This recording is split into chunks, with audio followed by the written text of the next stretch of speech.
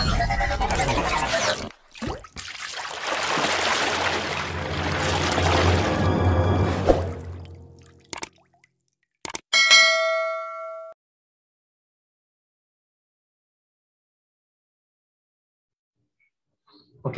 Maybe আমরা এখন live আছি।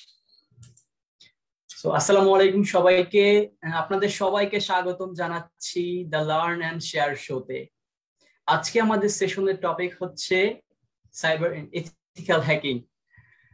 আমরা সবাই হ্যাকিং এই কথাটির সাথে পরিচিত আছি। হ্যাকিং বলতে আমরা বুঝি খুবই খারাপ একটা কাজ, তাই না? যে হ্যাক করে সে হয়তো কোনো ব্যাংক অ্যাকাউন্ট হ্যাক করে অথবা সোশ্যাল মিডিয়ার কোনো আইডি পাসওয়ার্ড এগুলো হ্যাক করে যার আইডি হ্যাক করে তার কাছ থেকে টাকা আদায়ের চেষ্টা করে। কিন্তু আজকে আমাদের সেশনটা হচ্ছে ইথিক্যাল হ্যাকিং এর উপরে, যেটা মূল হ্যাকিং যেটা আপনারা নেগেটিভ হিসেবে দেখেন ওইটার চেয়ে কিছুটা আলাদা। তো আমি আশা করি আপনারা যদি শেষ পর্যন্ত থাকেন তাহলে অবশ্যই ইথিক্যাল হ্যাকিং সম্পর্কে বিস্তারিত এবং সুন্দরভাবে জানতে পারবেন।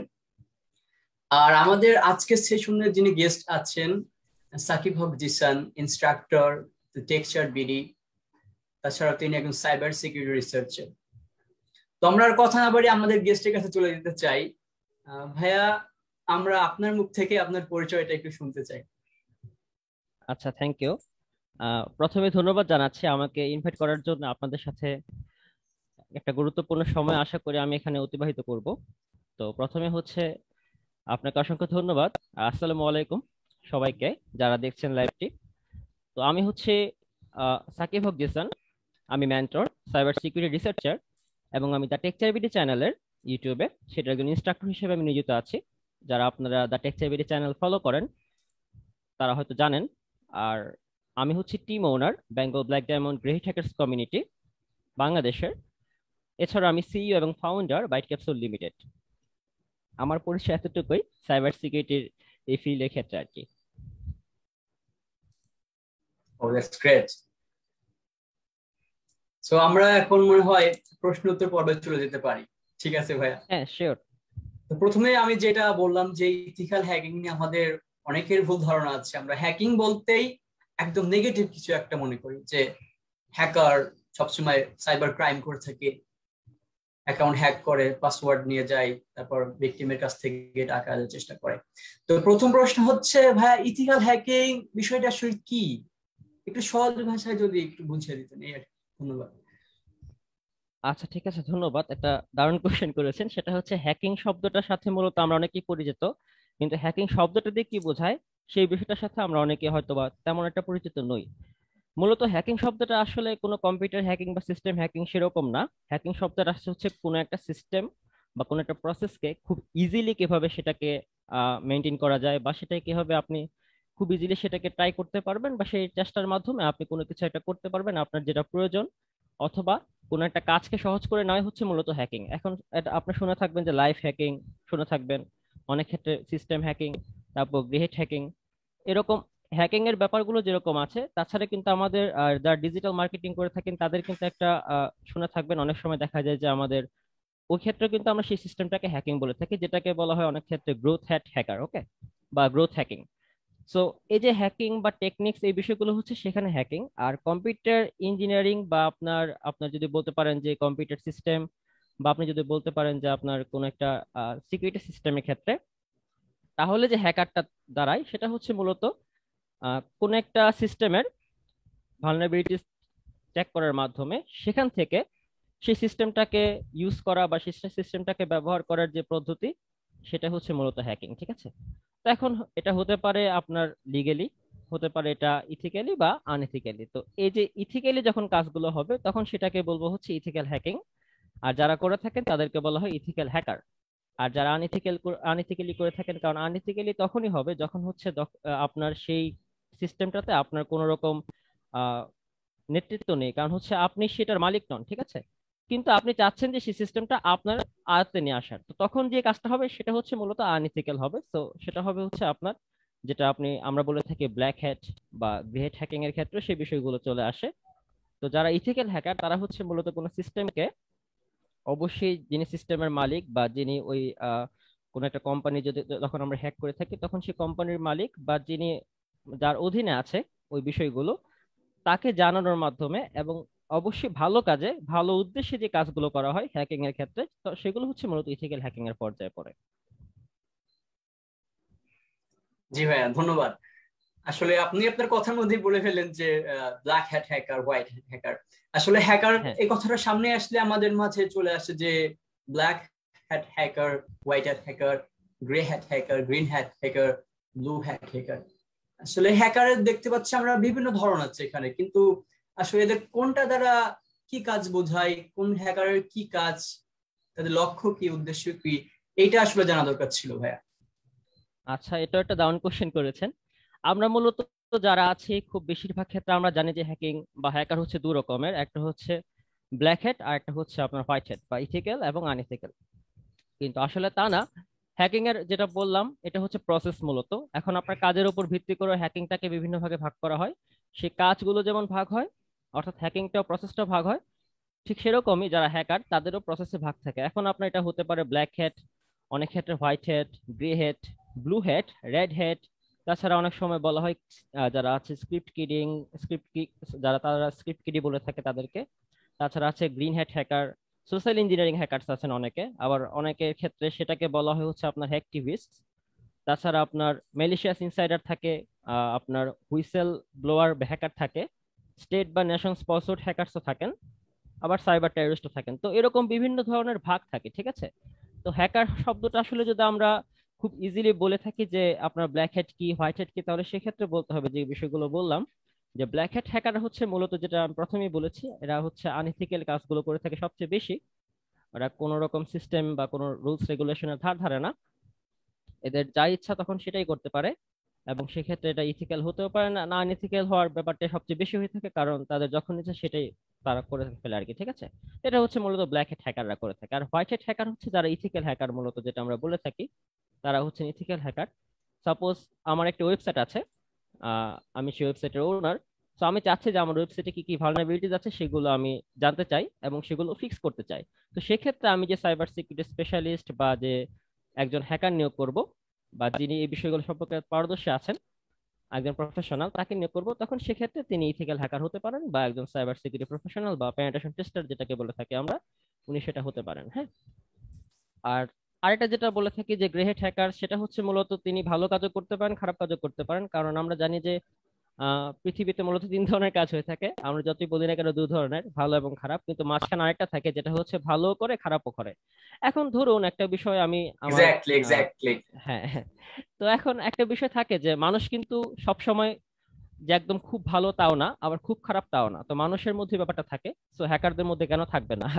এটা খুব সিম্পল একটা লজিক, যে আমরা কিন্তু একদম সম্পূর্ণ পারফেক্ট নই, ঠিক আছে। আমরা খুব পারফেক্টলি আমরা ভালো বা পারফেক্টলি আমরা ব্যাড বা ওর্স্ট সেরকম না। তো আমাদের মধ্যে যেরকম ভালো খারাপ আছে, তো একজন হ্যাকার যিনি ভালো এবং খারাপ দুটো গুণই রাখেন, তিনি হচ্ছেন মূলত গ্রেট হ্যাকার। এখন সাপোজ একজন হোয়াইট হ্যাট হ্যাকার সারা জীবন কোনো ভুল করেন নাই, উনি অলওয়েজ ইথিক্যাল হ্যাকিং করে আসছেন, কিন্তু ওনার এমন একটা প্রয়োজন পড়ে গেল, যেটা হচ্ছে ওনার হয়তোবা যে রুলস রেগুলেশন বা যে আপনার গাইডলাইন্স থাকে সেটার বাইরে চলে যায়, অর্থাৎ সেটা একরকম ব্ল্যাক হ্যাটিং এর আপনার ব্ল্যাক হ্যাট হ্যাকিং এর পর্যায়ে চলে যায়। তখন কিন্তু তিনি যদি সেই ভুলটা করে ফেলেন, তাহলে কিন্তু তিনি গ্রে হ্যাট হয়ে যাবেন, ঠিক আছে, কারণ তিনি একদম ইথিক্যাল হ্যাকার নন বা হোয়াইট হ্যাট হ্যাকার নন। সেক্ষেত্রে তিনি গ্রে হ্যাট হ্যাকার হয়ে যাবেন। এছাড়াও আছে আপনার blue hat hacker, red hat hacker, এরপর আপনার থাকে হচ্ছে গ্রিন হ্যাট হ্যাকার। তো গ্রিন হ্যাট হ্যাকাররা হচ্ছে মূলত যারা একদম নতুন, যাদেরকে আমরা নুব হ্যাকার বলে থাকি, আহ, খুব ইজিলি আর কি, যারা নতুন প্রথম প্রথম বিগিনার বলা যায়, তারা হচ্ছে মূলত গ্রিন হ্যাট হ্যাকার হয়ে থাকে। তারপর আপনার থাকে হচ্ছে স্ক্রিপ্ট কিডিং, আপনার যারা হচ্ছে মূলত বিভিন্ন ধরনের ওয়েব শেল তৈরি করে থাকে। আপনার আমরা অনেক সময় দেখা যায় যে আমরা বিভিন্ন ধরনের ওয়েব ডিফেসমেন্ট দেখা যায়, ঠিক আছে, যে আমরা বিভিন্ন ধরনের ওয়েবসাইট হ্যাক করে সেখানে আমরা ওয়েবসাইটে নিজেদের কমিউনিটি বা নিজেদের টিমের নাম আমরা ঝুলিয়ে দিয়েছি, hacked by suppose Bengal black diamond team, আমাদের টিমটাই বললাম। সো সেক্ষেত্রে দেখা যায় যে এগুলো হচ্ছে মূলত যারা স্ক্রিপ্ট কিডিং করে থাকে বা স্ক্রিপ্ট কিডি, তারা মূলত এই কাজগুলো করে থাকে, ঠিক আছে। তারপর আছে সোশ্যাল ইঞ্জিনিয়ারিং হ্যাকারস, অনেকে বলে থাকেন যে ভাই আমি ফেসবুক হ্যাক করব, ইমো হ্যাক করবো, হোয়াটসঅ্যাপ হ্যাক করবো। অ্যাকচুয়ালি মূলত এগুলো হয় কি যে সোশ্যাল ইঞ্জিনিয়ারিং এর মাধ্যমে কাজগুলো করা হয়, হ্যাক তো না। আসলে এগুলোকে হ্যাক বললেও অন্যরকম শোনায়, এগুলো হচ্ছে মূলত আপনার মানুষকে ধোকা দিয়ে তার পাসওয়ার্ড নিয়ে নেওয়া বা তার কোনো একটা আনঅথরাইজড কাজগুলো করে ফেলা, যেগুলো মানে করা ঠিক না। হ্যাঁ। এক এক ধরনের কথায় ক্রাইম মানুষকে বলা ধোকা যায় দেয়। ভাই, ক্রাইম। রাইট। হ্যাঁ, তো সেটাকে সেটাকে আমরা বলতে পারি হচ্ছে আপনার অনেক ক্ষেত্রে সেটাকে সোশ্যাল ইঞ্জিনিয়ারিং হ্যাকারসও বলা যায়।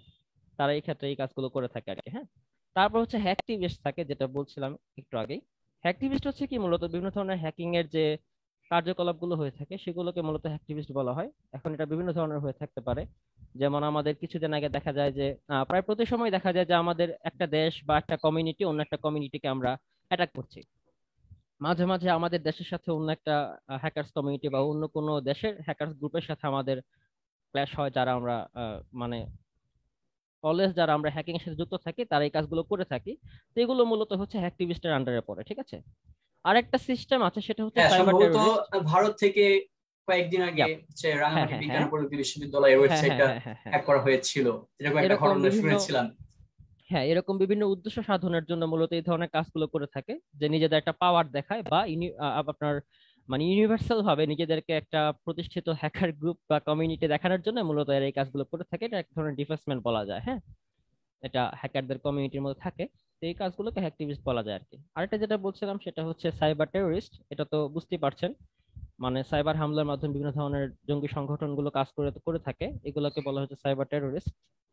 তাছাড়া আপনার যেটা থাকে যে স্টেট বা নেশন স্পন্সর্ড হ্যাকার্স, অনেক ক্ষেত্রে দেখা যায় যে দেশ বা কোনো আপনার গোষ্ঠী করে কি, যে তাদের হ্যাকার নিয়োগ করে থাকে বা হ্যাকারদের আপনার প্রশিক্ষণ দিয়ে থাকে অন্য কোনো দেশ বা অন্য কোনো গোষ্ঠী থেকে, যেন নিজেদেরকে রক্ষা করতে পারে এবং যদি প্রয়োজন পড়ে তাহলে সেক্ষেত্রে তারা সেই হ্যাকারদের মাধ্যমে অন্য কোনো দেশে অ্যাটাক করতে পারে। তো এদেরকে বলা হয় হচ্ছে মূলত স্টেট বা নেশন স্পন্সর্ড হ্যাকার্স। ওকে, এরকম আরো বিভিন্ন ধরনের সিস্টেম আছে। আপনি যদি এটা এটা তো গেলো হ্যাকিং এর ক্ষেত্রে। অনেক সময় পেনিট্রেশন টেস্টিং এর ক্ষেত্রে দেখা যায় যে আপনার কিছু টিম থাকে, যেমন হচ্ছে আপনার আপনার রেড টিম, তারপর ব্লু টিম থাকে, গ্রিন টিম, অরেঞ্জ টিম থাকতে পারে, আপনার ইয়েলো টিমও থাকে, তাছাড়া পার্পল টিমও থাকে আর কি। সো রেড টিমের কাজটা হচ্ছে কি, মূলত তারা হচ্ছে আপনার যারা সাইবার অ্যাটাক করে থাকে ম্যাক্সিমাম ক্ষেত্রে, মূলত পেনিট্রেশন টেস্টিং এর ক্ষেত্রে এই ব্যাপারটা আমরা মানে বলে থাকি, তারা হচ্ছে রেড টিম। আর ব্লু টিম হচ্ছে যারা ডিফেন্ডার। হ্যাঁ, তো এই ধরনের মূলত বিভিন্ন ভাগে ভাগ করা যায়, শুধুমাত্র যে একটা বিষয় তা না, কারণ হ্যাকিং শব্দটা যতটা ছোট এর বিশালতা তার চেয়ে আরো বেশি, ঠিক আছে। এমন কোনো সিস্টেম নেই যা হ্যাক করা যাবে না। যদি কোনো সিস্টেম হ্যাক করা একটু টাফ হয়, তবে সেই সিস্টেমটাকে বারবার অ্যাটাক করার মাধ্যমে দুর্বল করা হয় এবং এক পর্যায়ে সেটাকে হ্যাক করা হয়। এক কথায় কোনো সিস্টেমই হ্যাক করা যাবে না সেটা বলা ভুল। সিস্টেম হলেই হ্যাক করা যাবে। জি ভাই, ধন্যবাদ। আপনি আসলে সাবলীল ভাবে সহজ ভাবে বিষয়টি বুঝিয়ে বলেন, আর সত্যি খুব ভালো লাগলো। আচ্ছা, দর্শকরা ধন্যবাদ ভাইয়া। যারা আপনারা ফেসবুক থেকে আমাদের লাইভটি দেখছেন, আপনাদের যদি ইথিক্যাল হ্যাকিং নিয়ে কোনো প্রশ্ন থেকে থাকে তাহলে অবশ্যই আমাদের পেজের কমেন্ট বক্সে জানাতে পারেন। তাছাড়া আমাদের গেস্ট সাকিব হক জিসানের পেজ বা গ্রুপের কমেন্টে জানাতে পারেন, আমরা সেখান থেকে প্রশ্ন নেওয়ার চেষ্টা করবো ইনশাআল্লাহ। তো ভাই, আমরা কথা বলছিলাম বিভিন্ন ধরনের হ্যাকার সম্পর্কে। তো আমার মনে হয় আবার একটু ইথিক্যাল হ্যাকিং এর দিকে ফেরা যাক। তো হ্যাঁ ইথিক্যাল শিওর। হ্যাকিং এ আসলে কিভাবে ক্যারিয়ার গঠন করা যায়, মানে একজন সফল ইথিক্যাল হ্যাকার হওয়ার জন্য তার কি কি স্টেপ ফলো করা দরকার, তার ক্যারিয়ার গাইডলাইনটা কেমন হওয়া উচিত, এটা সম্পর্কে যদি সংক্ষেপে একটু ধারণা দিতেন। আচ্ছা, একজন ইথিক্যাল, এক কথা হচ্ছে একজন ইথিক্যাল হ্যাকিং এর যে কেরিয়ার করতে গেলে বা একজন নিজেকে প্রফেশনাল পেনিট্রেশন টেস্টার তৈরি করতে গেলে আপনার কি কি করতে হবে সেটা হচ্ছে আপনি জানতে চাচ্ছেন, তাই তো? জি জি। আচ্ছা, এটা সম্পর্কে আমার একটা স্লাইড আছে। আমি বিভিন্ন জায়গায় যখন আমি ওয়েবিনারে থাকি তখন আমি এই বিষয়টা ইউজ করি। আমি সেটা একটু শেয়ার করতে পারি কাইন্ডলি, যদি আপনি পারমিশন দেন। শিওর শিওর, অবশ্যই। তাহলে আর কি বোঝাতে ইজি হবে আই থিংক। আচ্ছা, থ্যাংক ইউ। আমার স্ক্রিন দেখা যাচ্ছে?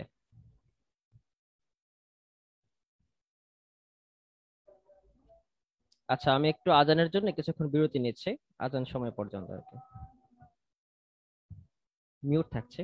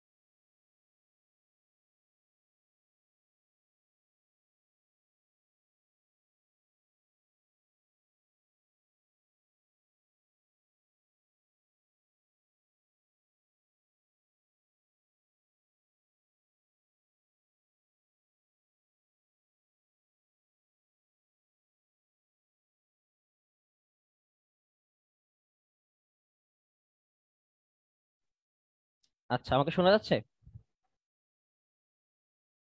হ্যাঁ, আপনাকে শোনা যাচ্ছে। হ্যাঁ, প্লিজ হ্যাঁ, কন্টিনিউ করুন। ধন্যবাদ ভাইয়া আজানের জন্য অপেক্ষা করার জন্য। সো আমি এই স্লাইডটা আমি শেয়ার করছি, যেটা হচ্ছে আমরা রিসেন্টলি ব্র্যাক ইউনিভার্সিটিতে আমরা যখন ওয়েবিনার করি সেখানে আমি ইউজ করেছিলাম। এছাড়াও বাকি আদার্স আমি এগুলো বলে থাকি অ্যাকচুয়ালি, কারণ এটা খুব, যেটা আপনি কোশ্চেনটা করেছেন এটা সত্যি খুব দারুণ একটা কোশ্চেন, এবং এটা অনেকে জিজ্ঞেস করে থাকেন যে আমাদেরকে অ্যাকচুয়ালি কি কি শিখতে হবে এবং কিভাবে নিজের ক্যারিয়ারটা গড়তে হবে যদি আমি সাইবার সিকিউরিটি বা একজন প্রফেশনাল ইথিক্যাল হ্যাকার হতে যাই। ঠিক আছে, আমাকে শোনা যাচ্ছে? হ্যাঁ, আপনাকে শোনা যাচ্ছে। Okay, thank you.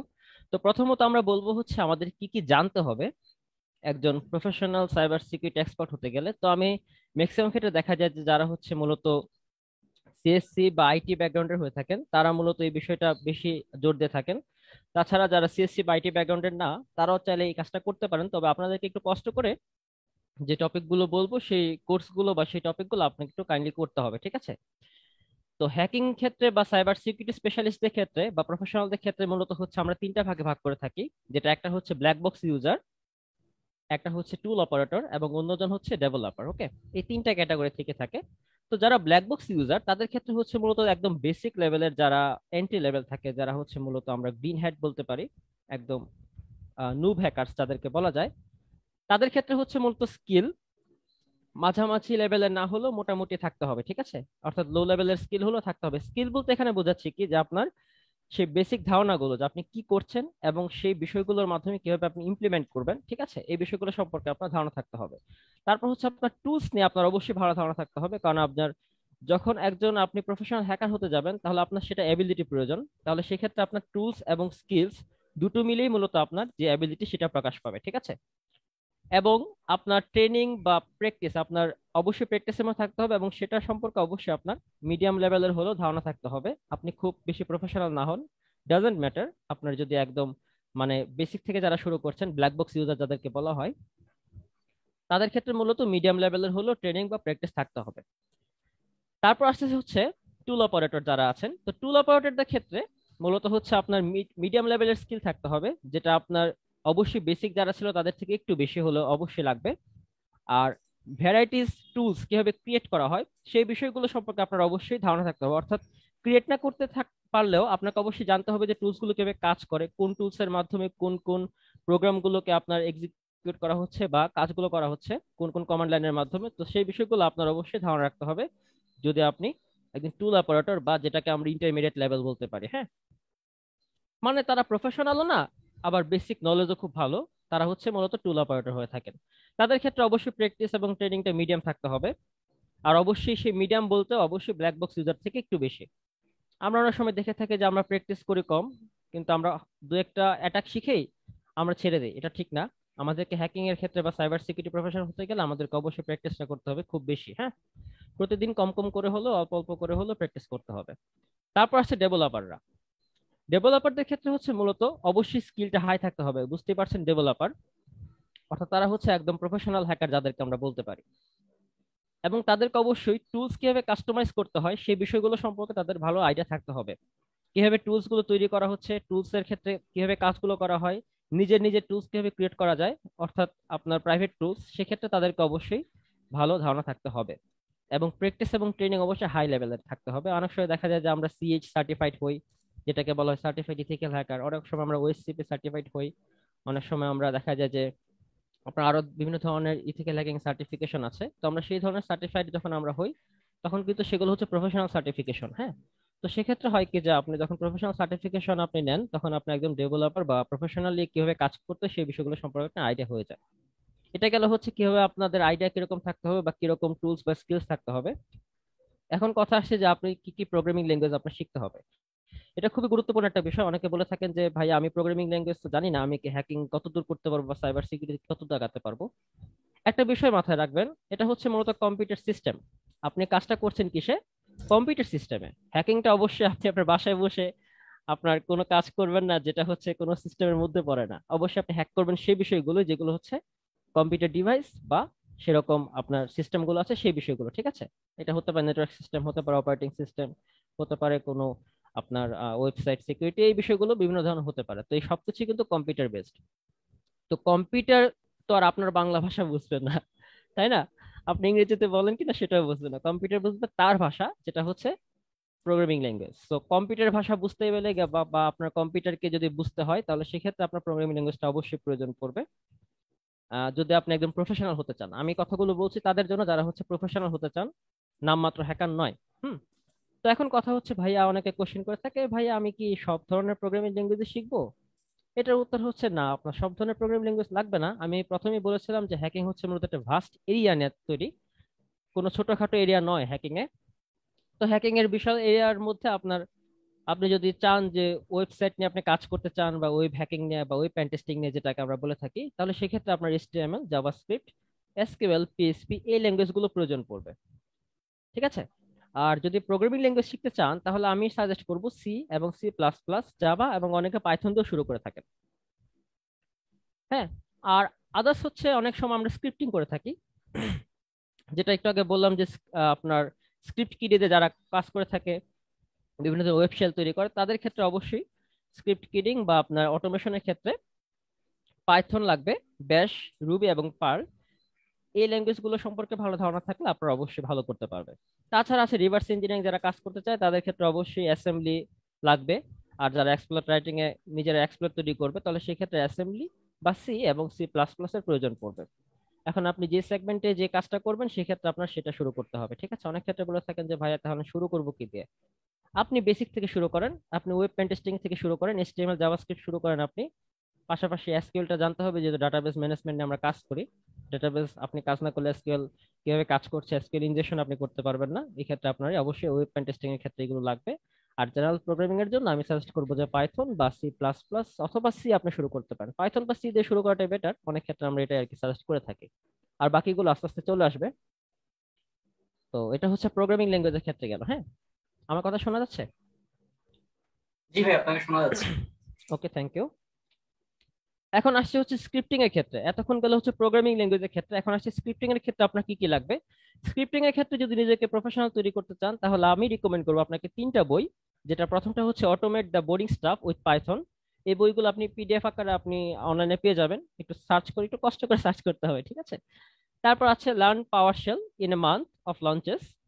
তারপর হচ্ছে Unix and Linux operating system administration handbook. এই তিনটা বই আমি রিকমেন্ড করে থাকি যারা স্ক্রিপ্টিং শিখতে চান তাদের ক্ষেত্রে। ঠিক আছে। এই তিনটা বই আপনারা যদি ভালো করে প্র্যাকটিস করেন, যদি ইংলিশেই, তো একটু কষ্ট করে যারা মানে ইংলিশটা ভালো বোঝেন তাদের জন্য এটা ইজি হবে, যারা বাংলায় একটু ভালো বোঝেন বা ইংলিশটা একটু প্রবলেম তাদের জন্য একটু কষ্ট হবে। তারপর আপনারা চেষ্টা করবেন, একটু যেন চেষ্টা করেন আর কি। ঠিক আছে। আর আমরা তো আছি, বাংলাদেশে ফ্রি হ্যাকিং আমরা শেখাচ্ছি, সাইবার সিকিউরিটি ইথিক্যাল হ্যাকিং এ। তো আপনাদের জন্য অবশ্যই আমরা অলওয়েজ সাহায্য করে যাব। এখন কথা হচ্ছে একজন প্রফেশনাল হতে গেলে কিভাবে নিজেকে তৈরি করব ভাইয়া, এটা একটা কোশ্চেন থাকে কিন্তু, তাই না? সেক্ষেত্রে আপনার প্রফেশনাল হতে গেলে অবশ্যই দুটো বিষয় লাগবে, একটা হচ্ছে স্কিল এবং হচ্ছে এক্সপিরিয়েন্স। আপনাকে তো প্রফেশনাল এমনিতেই দিবে না, যেটা হচ্ছে ডেভেলপার। তো বুঝতে পারছেন, ডেভেলপার হতে গেলে বা একজন প্রফেশনাল হতে গেলে আপনাকে অবশ্যই ভালো দক্ষতা সম্পন্ন হতে পারে এবং আপনার অভিজ্ঞতা থাকতে হবে ভালো। আপনার অভিজ্ঞতা যত বেশি হবে, আপনি সাইবার সিকিউরিটি বা ইথিক্যাল হ্যাকিং বা পেনিট্রেশন টেস্টিং এ যত বেশি আপনি কাজ করবেন, আপনার তত বেশি এক্সপিরিয়েন্স হবে, আপনার স্কিল তত বেশি বাড়বে। এখন কথা হচ্ছে প্রফেশনাল হতে গেলে আমার কিভাবে এগোনো উচিত, এটা একটা কোশ্চেন থাকে। সেক্ষেত্রে আমরা মূলত সাজেস্ট করে থাকি, আমি ব্যক্তিগতভাবে, সেটা হচ্ছে যে আপনাকে অবশ্যই প্রচুর পরিমাণে টেকনিক্যাল প্রবলেমস গুলোকে সলভ করতে হবে।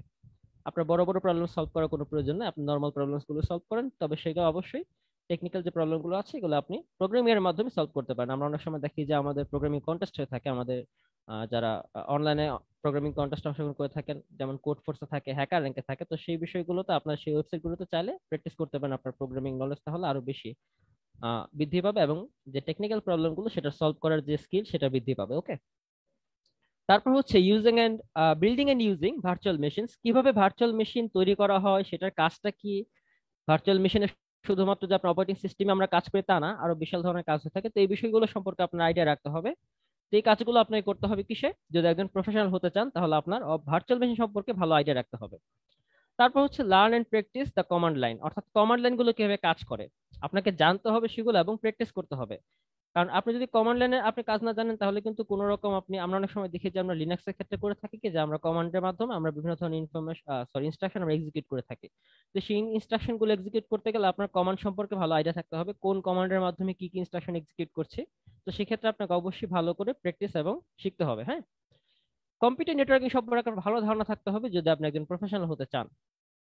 কম্পিউটার নেটওয়ার্কিং কে মূলত হচ্ছে আপনার সাইবার সিকিউরিটি বা ইথিক্যাল হ্যাকিং বা একজন পেনিট্রেশন টেস্টার হতে গেলে সেই ক্ষেত্রে কম্পিউটার নেটওয়ার্কিং কে বলা হয় হচ্ছে ব্যাকবোন, মানে হচ্ছে আপনার মেরুদণ্ড বলা যায়, তাই তো? তো কম্পিউটার নেটওয়ার্কিং এখন কেন ব্যাকবোন ভাই বলতে পারেন, এটা কোশ্চেন থাকেই অনেকে যে ভাই প্রোগ্রামিং শিখলাম, এত কিছু শিখলাম, কম্পিউটার নেটওয়ার্কিং কেন এত ব্যাকবোন? দেখুন, আপনি কাজ করছেন সাইবার ওয়ার্ল্ডে। এক্স্যাক্টলি।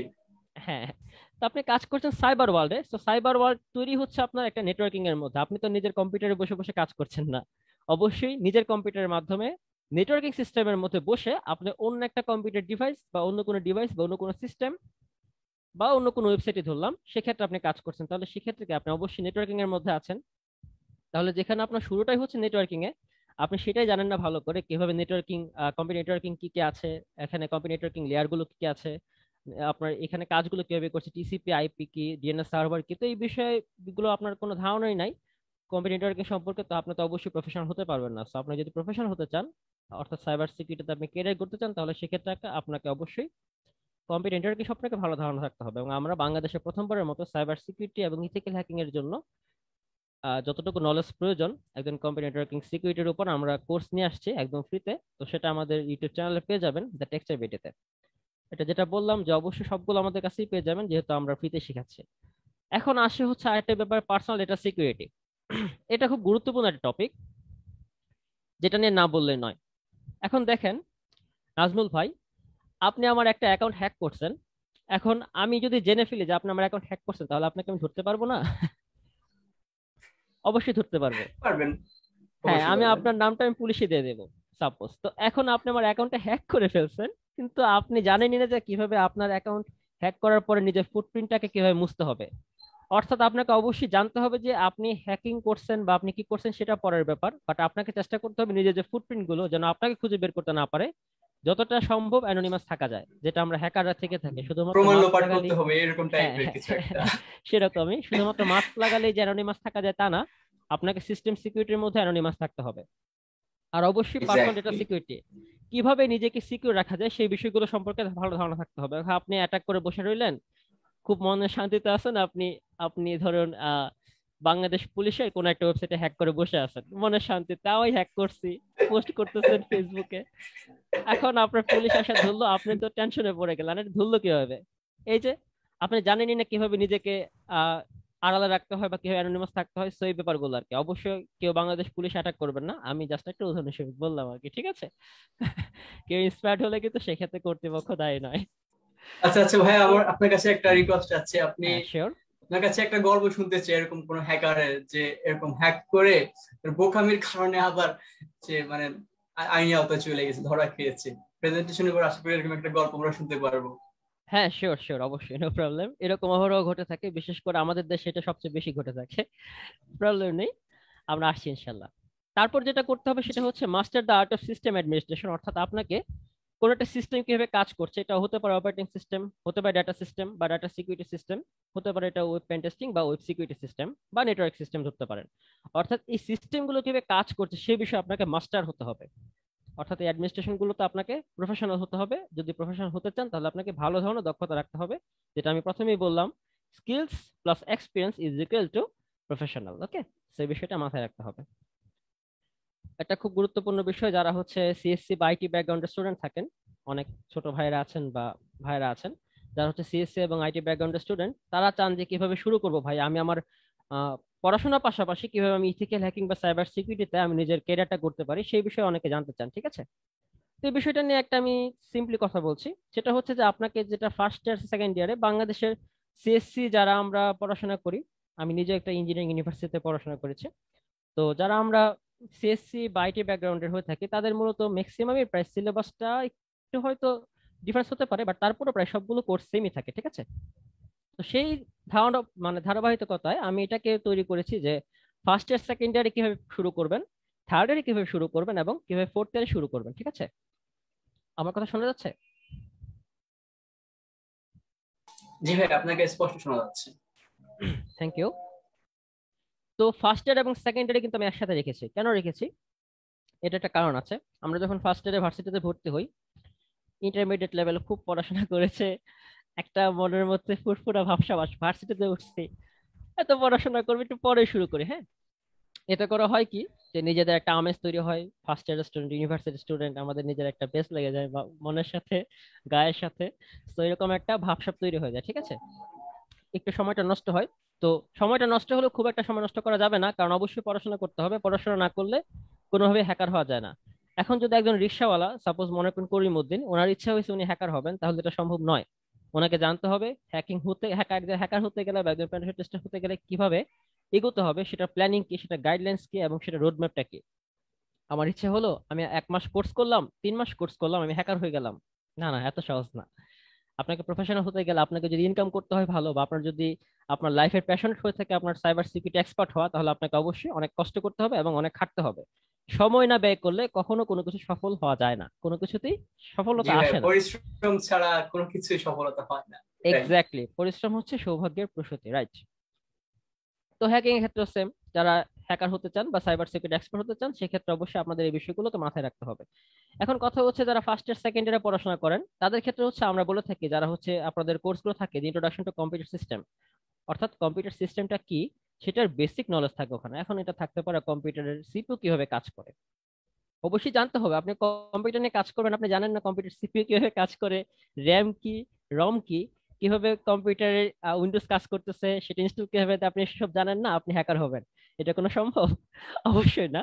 তো আপনাকে ইন্ট্রোডাকশন টু কম্পিউটার সিস্টেমে এই বিষয়গুলো শেখানো হয় প্রতিটা ইউনিভার্সিটিতেই, এই কোর্সের মধ্যে। সো আপনি চেষ্টা করবেন এই বিষয়গুলো সম্পর্কে ভালো ধারণা রাখার যখন এই ক্লাসগুলো করানো হয়, ঠিক আছে। পাশাপাশি যখন প্রোগ্রামিং এন্ড লজিক বিল্ডিং এর ক্ষেত্রে আপনার মূলত সি এবং পাইথন বা জাভা দিয়ে শুরু করা হয় অনেক ক্ষেত্রে, প্রোগ্রামিং ল্যাঙ্গুয়েজ আমাদের ফার্স্ট ইয়ার বা সেকেন্ড ইয়ারই। তো আপনাদের যেটা দিয়ে শুরু করা হোক, আপনারা সেটা দিয়ে শুরু করবেন।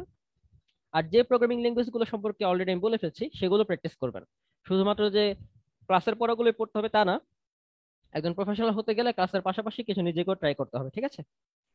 কারণ বাংলাদেশে এমন কোন ইউনিভার্সিটি নেই আমাদের বিএসসি লেভেলের, যেটাতে আপনাকে শেখানো হবে সাইবার সিকিউরিটি সম্পর্কে একদম কোনো কোর্স বা ইথিক্যাল হ্যাকিং এর কোনো কোর্স, ঠিক আছে। তো নিজেকে প্র্যাকটিস করতে হবে। আমরা শুধুমাত্র আপনাদেরকে গাইডলাইন্স গুলো দিয়ে দিচ্ছি যে কিভাবে নিজেকে সেভাবে গুছিয়ে নিতে পারবেন আপনার পড়াশোনার পাশাপাশি। অবশ্যই পড়াশোনা নষ্ট করে নয়, কারণ আপনি এখন একটা জব রিকোয়ারমেন্টস আপনি অ্যাপ্লাই করতে যাবেন, সেখানে অবশ্যই আপনার সিজিটাও প্রয়োজন।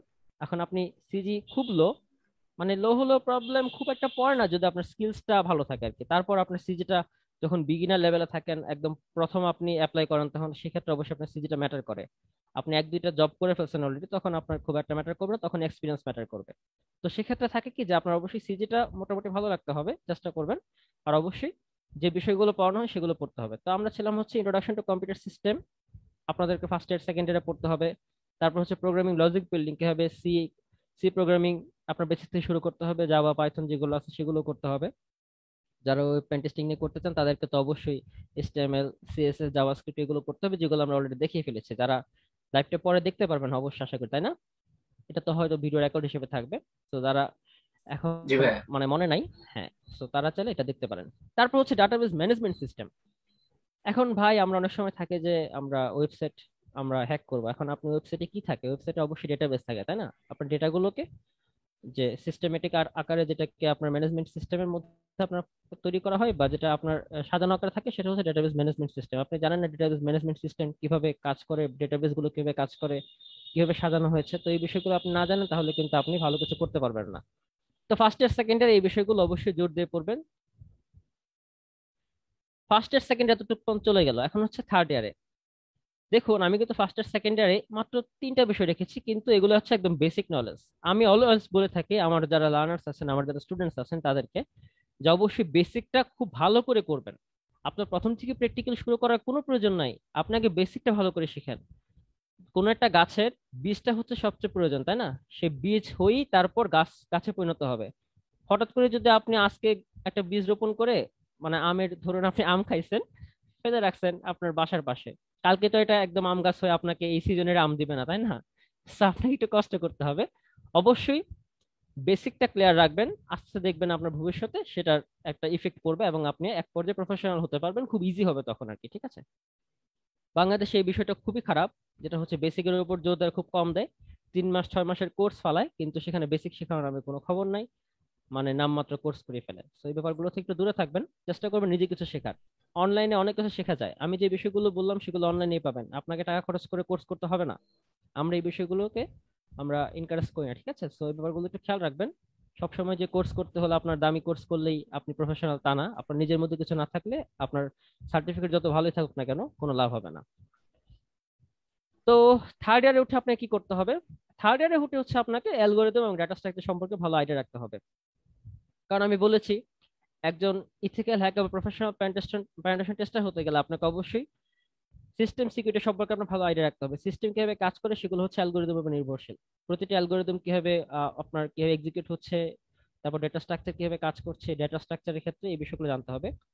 অপারেটিং সিস্টেম এবং শেল প্রোগ্রামিং আপনাদের থার্ড ইয়ারে থাকতে পারে, আমাদেরও ছিল। সো আপনারা এই জিনিসটা চেষ্টা করবেন ইউনিক্স এবং লিনাক্স ভিত্তিক আপনার স্টাডি করতে, ঠিক আছে? কারণ আমরা ম্যাক্সিমাম ক্ষেত্রে যারা ইথিক্যাল হ্যাকার বা সাইবার সিকিউরিটি এক্সপার্ট হয়ে থাকি, বা আমরা যারা পেনিট্রেশন টেস্টিং এর আমরা এই সাইড নিয়ে কাজ করি, তারা হচ্ছে মূলত লিনাক্সের সবচেয়ে বেশি আমরা কাজগুলো করে থাকি। কারণ লিনাক্স হচ্ছে মূলত এরকম একটা অপারেটিং সিস্টেম যেটা হচ্ছে মূলত আমরা চাইলেই টুলস গুলো খুব প্রায় অনেক ক্ষেত্রে বিল্ট ইন থাকে, তো এগুলো কাজ করা যায় খুব ইজিলি, এবং মানে মোটামুটি খুব ইজিলি আমরা এই কাজগুলো করতে পারি, হ্যাঁ, আমাদের যেরকম প্রয়োজন পড়ে পেনিট্রেশন টেস্টার হতে গেলে বা পেনিট্রেশন টেস্টিং এর ক্ষেত্রে। তারপর হচ্ছে যেটা বললাম, ব্যাকবোন কম্পিউটার নেটওয়ার্ক, সেটা আসলে থার্ড ইয়ারে। সো থার্ড ইয়ারে অবশ্যই কম্পিউটার নেটওয়ার্ক যখন আপনাদেরকে কোর্স করানো হবে তখন আপনারা সেটা অবশ্যই করবেন যখন ইউনিভার্সিটিতে করাবে। আর তাছাড়া আমাদের নিজেদেরও কম্পিউটার নেটওয়ার্কিং সিকিউরিটির উপর একটা কোর্স চলতেছে, যেটা বললাম সেটাও করতে পারেন। যারা ইউনিভার্সিটিতে পড়াশোনা করছেন না অথবা সিএসসি বা আইটি ব্যাকগ্রাউন্ডের না, তাদের জন্য আমরা আলাদাভাবে এই কোর্সগুলো করাচ্ছি, আপনাদের জন্য আর কি, সবকিছু ফ্রিতে দিচ্ছি। তো এখন হচ্ছে ফোর্থ ইয়ারে কি করতে হবে? ফোর্থ ইয়ারে আপনাদেরকে মাইক্রোপ্রসেসর নিয়ে কাজ করতে হবে। মাইক্রোপ্রসেসর কাজ করতে হবে বলতে মাইক্রোপ্রসেসর তৈরি করতে হবে না, মাইক্রোপ্রসেসর কিভাবে কাজ করে সেটা আপনাকে জানতে হবে, নলেজ গুলো আপনার ধারণা রাখতে হবে, ঠিক আছে? এখন আপনারা একটা কম্পিউটার দোকানে গিয়ে কম্পিউটার কিনতে গেলে বলেন যে প্রসেসর কিরকম।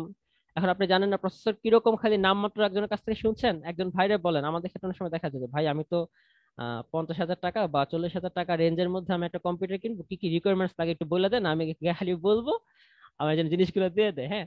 এখন আপনি যদি এই বিষয়গুলো সম্পর্কে আপনার আইডিয়া থাকতো যে আসলে মাইক্রোপ্রসেসর কি কি প্রসেসরের উপর কি ধরনের কাজ করলে আপনি আপনার জন্য কাজগুলো করতে পারবেন, কারণ প্রতিটা প্রসেসর কিন্তু সব ধরনের কাজ করার জন্য না। হুম। তো আপনি যদি আপনার মাইক্রোপ্রসেসর সম্পর্কে আপনার আইডিয়া থাকে ভালো, আপনি নিজেও দেখবেন যখন প্রফেশনাল হয়ে যাবেন তখন আপনার সিস্টেম সিকিউরিটি সম্পর্কে যখন আপনি কাজ করতে যাবেন তখন আপনার এই বিষয়গুলো সম্পর্কে আইডিয়া খুব ভালো থাকবে, ঠিক আছে? তো এটাও চেষ্টা করবেন। ফোর্থ ইয়ারে আরেকটা কোর্স থাকে, সেটা হচ্ছে ক্রিপ্টোগ্রাফি, এছাড়া নেটওয়ার্ক সিকিউরিটি। এই দুটো কোর্সে অবশ্যই ভালো করে মনোযোগ দিয়ে করবেন, এগুলো খুব প্রয়োজন। যা ইথিক্যাল হ্যাকার বা সাইবার সিকিউরিটি পেনিট্রেশন টেস্টিং আপনারা প্রফেশন হতে চান সেক্ষেত্রে আমাদের এটা প্রয়োজন পড়বে। তাছাড়া হচ্ছে নেটওয়ার্ক প্রোগ্রামিং, এটা একটা ল্যাব বা সেশনাল থাকে, নেটওয়ার্কে কিভাবে কাজ করে, যেটা কম্পিউটার নেটওয়ার্কিং এর প্রোগ্রামিং নিয়ে কাজ করা হয়। কারণ আমরা হচ্ছে কম্পিউটার নেটওয়ার্কের কাজগুলো দেখলাম, কিন্তু নেটওয়ার্ক কিভাবে প্রোগ্রামিং, যেটা বললাম, প্রতিটা সিস্টেম প্রতিটা বিষয় কিন্তু মূলত প্রোগ্রামিং ল্যাঙ্গুয়েজের উপর নির্ভরশীল। কারণ সেই সিস্টেমটা কিভাবে কাজ করছে এক্সিকিউট করছে সেটা হচ্ছে প্রোগ্রামিং ল্যাঙ্গুয়েজের মাধ্যমে সেটা আমরা ইনস্ট্রাকশন দিয়ে থাকি। তো নেটওয়ার্ক কিভাবে কাজ করে সেটারও একটা প্রোগ্রামিং আছে, সেই নেটওয়ার্কিং প্রোগ্রামিং এর আপনার সেই ল্যাপটপ বা সেশনটা করতে হবে যারা ফোর্থ ইয়ারে পড়েন।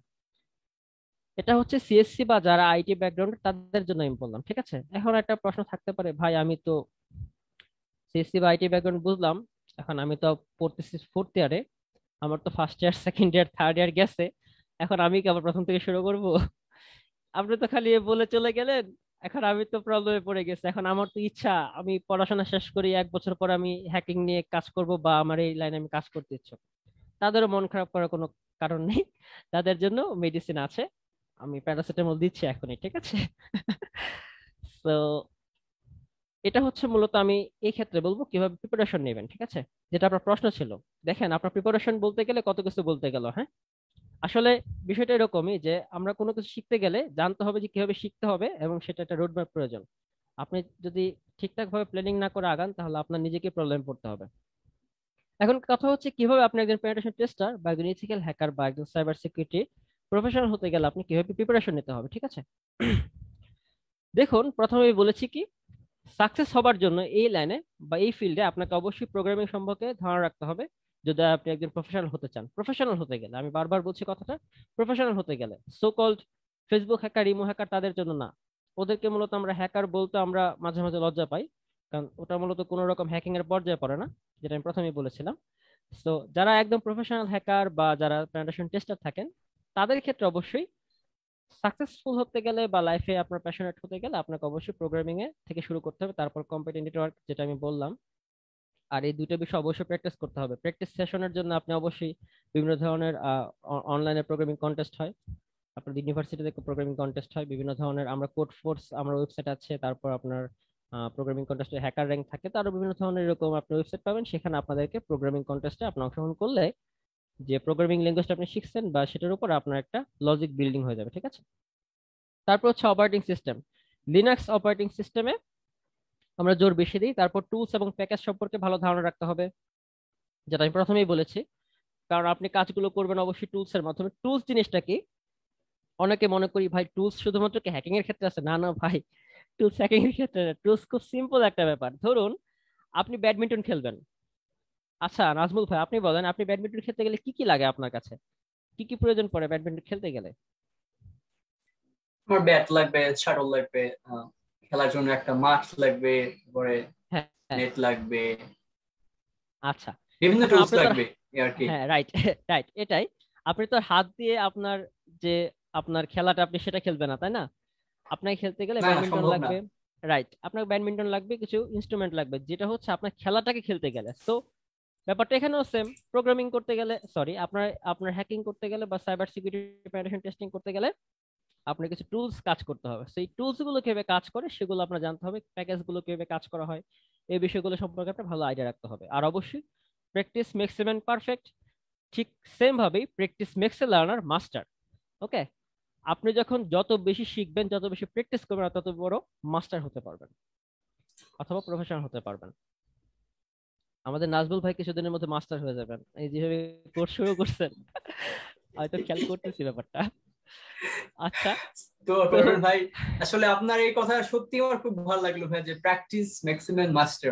আমরা রাইট জানতাম exactly, practice maximum perfect, practice একজনকে মাস্টারও বানিয়ে দিতে পারে। খুব রাইট ভালো লাগলো ভাই, এক্স্যাক্টলি, প্লিজ কন্টিনিউ করেন। এটা আসলে সত্যি। তো এখন কথা হচ্ছে যেটা বললাম, যে ভাইয়া আমি তো আমার সিএসসি বা আইটি ব্যাকগ্রাউন্ডের না আমি, তাছাড়া হচ্ছে আমি হচ্ছে আপনার বা সিএসসি আইটি ব্যাকগ্রাউন্ডের, কিন্তু আমি হচ্ছে ফোর্থ ইয়ারে পড়তেছি, আমার তো এখন কিভাবে শুরু করতে পারি যদি একটু ভাই বলতেন, ইজি হতো, ঠিক আছে।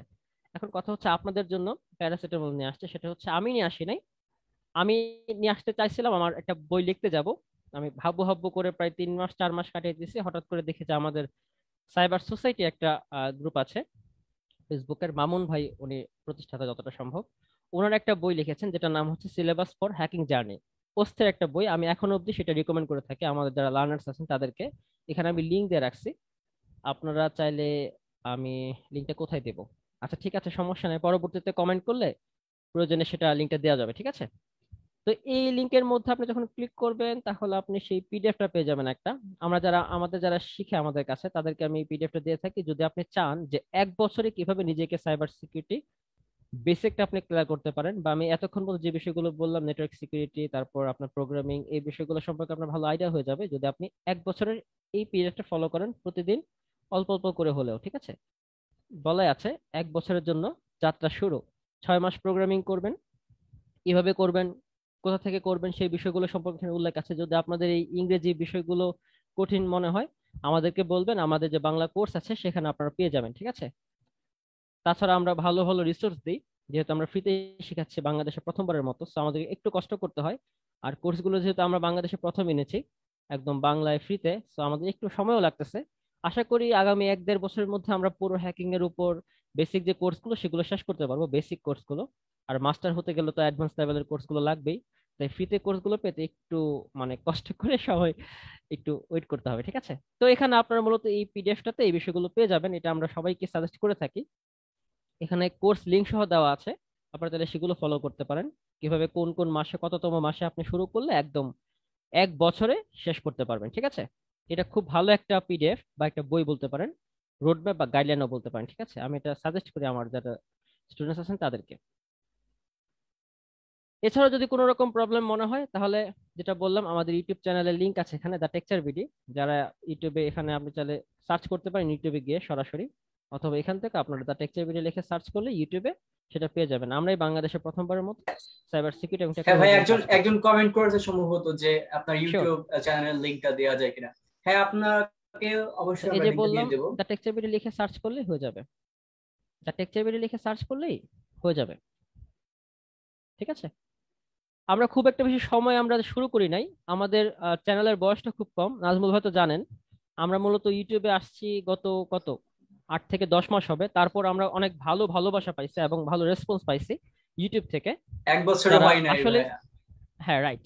সো অনেকে আসলে হ্যাকিং সম্পর্কে শিখতে চান, তো একদম বেসিক বিষয়গুলো যেমন ভাই আমি কি প্রোগ্রামিং ফোনে প্র্যাকটিস করতে পারবো কিনা, বা আপনার একদম বেসিক বেসিক কিছু কোশ্চেন থাকে একদম, মানে আমরা অনেক সময় মনে করি যে এগুলো কোনো কোশ্চেন হলো, অনেকে ভয়ে বলতে পারি না যে ভাই আমি আপনার কাছে কোশ্চেনটা করবো, আমার তো লজ্জা লাগতেছে।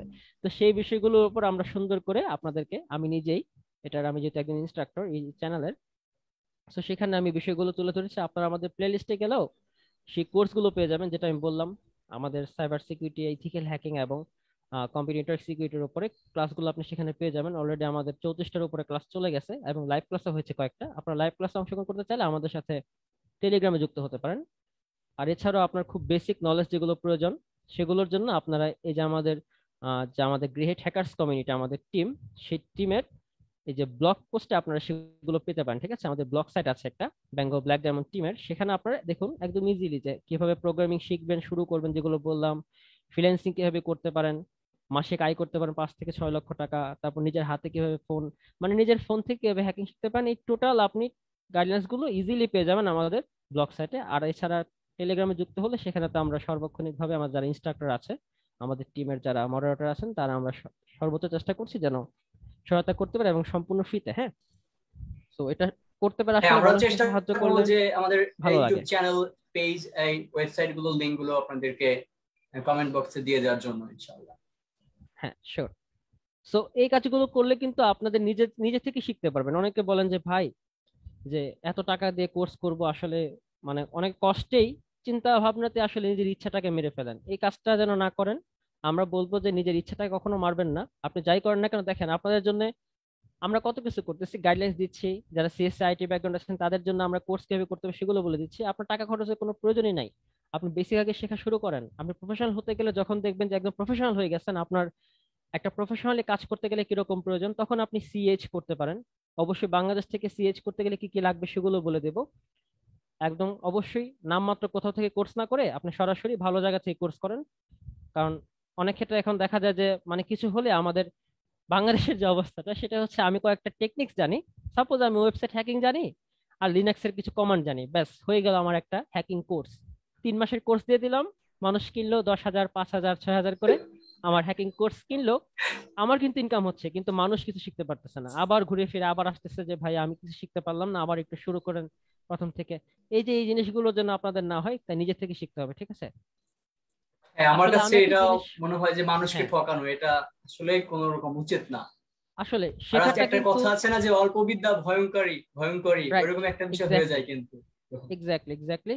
সো চেষ্টা করবেন আহ, নিজে নিজে কিছু শেখার। আর গাইডলাইন্স বা রোডম্যাপের জন্য যদি কোনো প্রয়োজন পড়ে আমাদের সাথে যোগাযোগ করতে পারেন। আমাদেরকে আমরা নিজেরা প্রমোট করছি তা না, যদি ইচ্ছে হয় আমাদের কাছে আসতে পারেন। আদার্স অন্যান্য কমিউনিটি আছে অনেক, প্রয়োজন তাদের কাছ থেকে আপনারা গাইডলাইন নিতে পারেন। আর সবচেয়ে বেশি আমি যেটা সাজেস্ট করি মানুষকে, proper knowledge on search engine এবং গিটহাব, এই দুইটা বিষয়ে।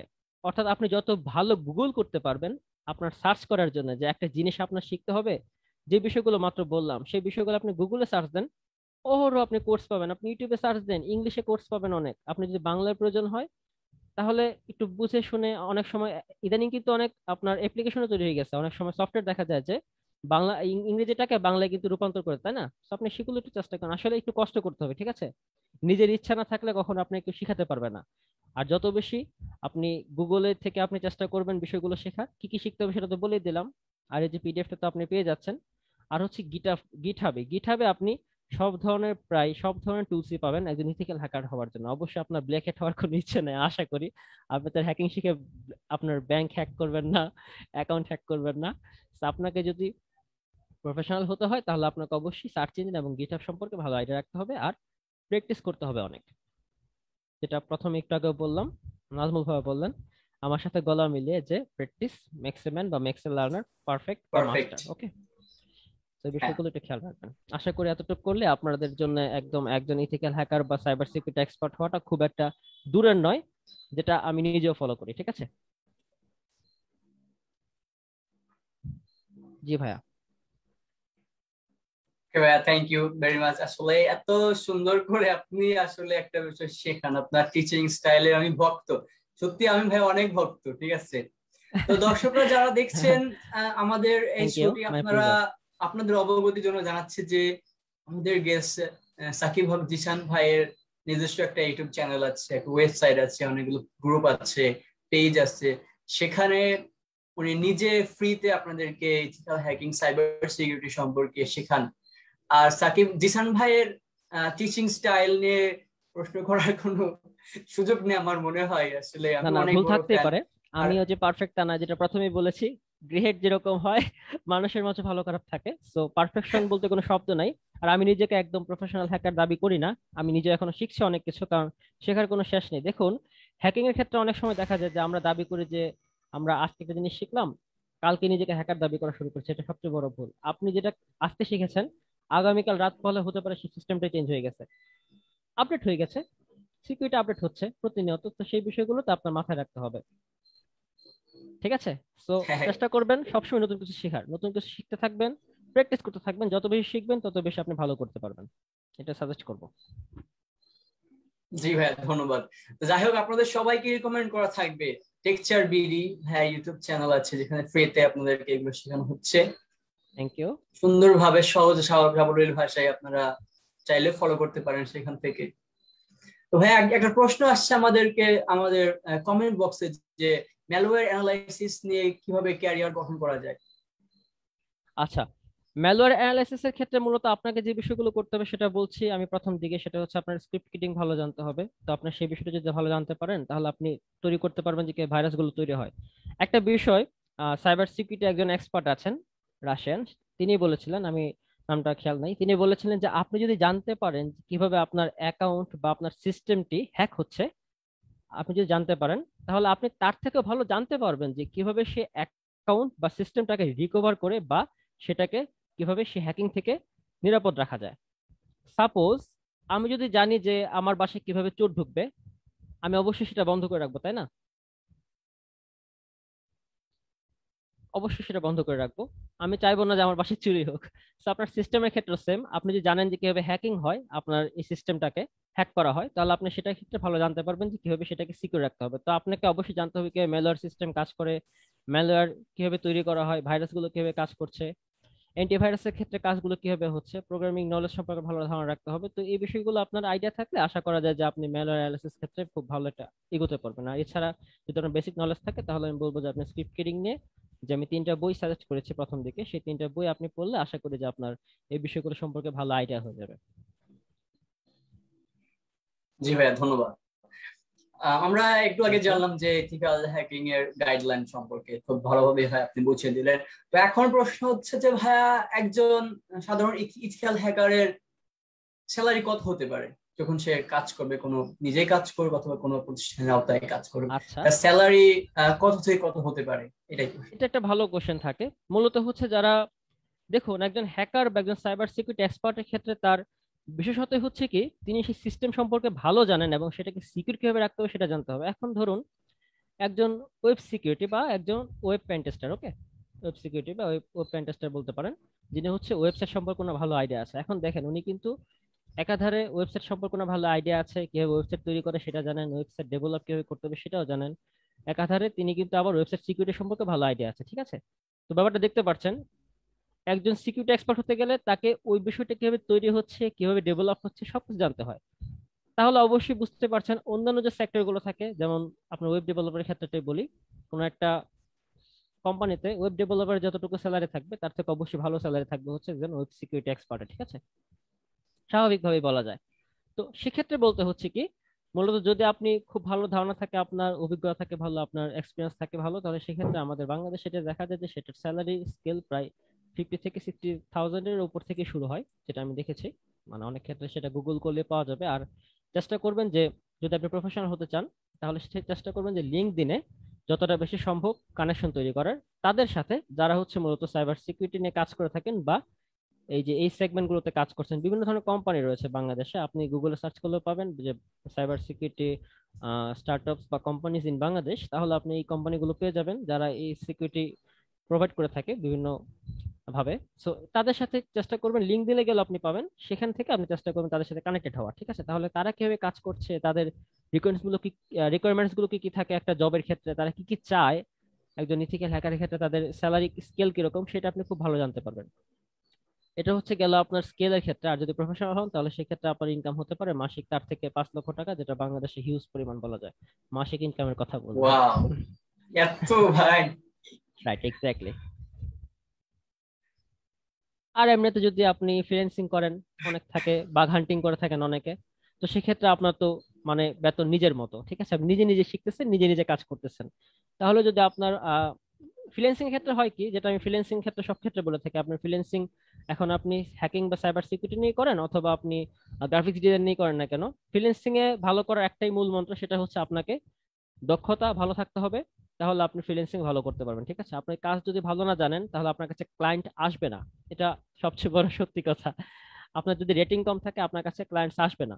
তো আপনার রেটিং ভালো রাখতে হবে, কাজ ভালো করতে হবে, সেজন্য অবশ্যই বেসিক ক্লিয়ার রাখবেন এবং কাজগুলো কিভাবে করতে হবে সেই বিষয়গুলো ভালো ধারণা রাখতে হবে। এখন ফ্রিল্যান্সিং এ যদি আপনার পার আওয়ারে, যেটা ফ্রিল্যান্সিং এ আপনার স্কেল ধরা হয়, যে পার আওয়ারে যদি আপনার ইনকাম আপনি যদি ফিক্স করে রাখেন যে $15, অর্থাৎ $15 করে যদি আপনি পার আওয়ারে রাখেন, তাহলে মাস শেষে আপনার ক্লায়েন্টস এর ভিত্তিতে সেটা হতে পারে $6 থেকে $7,000 পরিণত হতে পারে। সেটা আপনার দাঁড়াবে প্রায়, যদি $15 এবং আপনার রেটিং যদি 85+ হয় রেটিং এ, তাহলে সেক্ষেত্রে আপনার রেটিং এর উপর নির্ভর করবে এবং ভালো ক্লায়েন্টস আসলে আপনার ইনকাম দাঁড়াবে প্রায় $5 থেকে 6 লক্ষ টাকা মাসিক ইনকাম।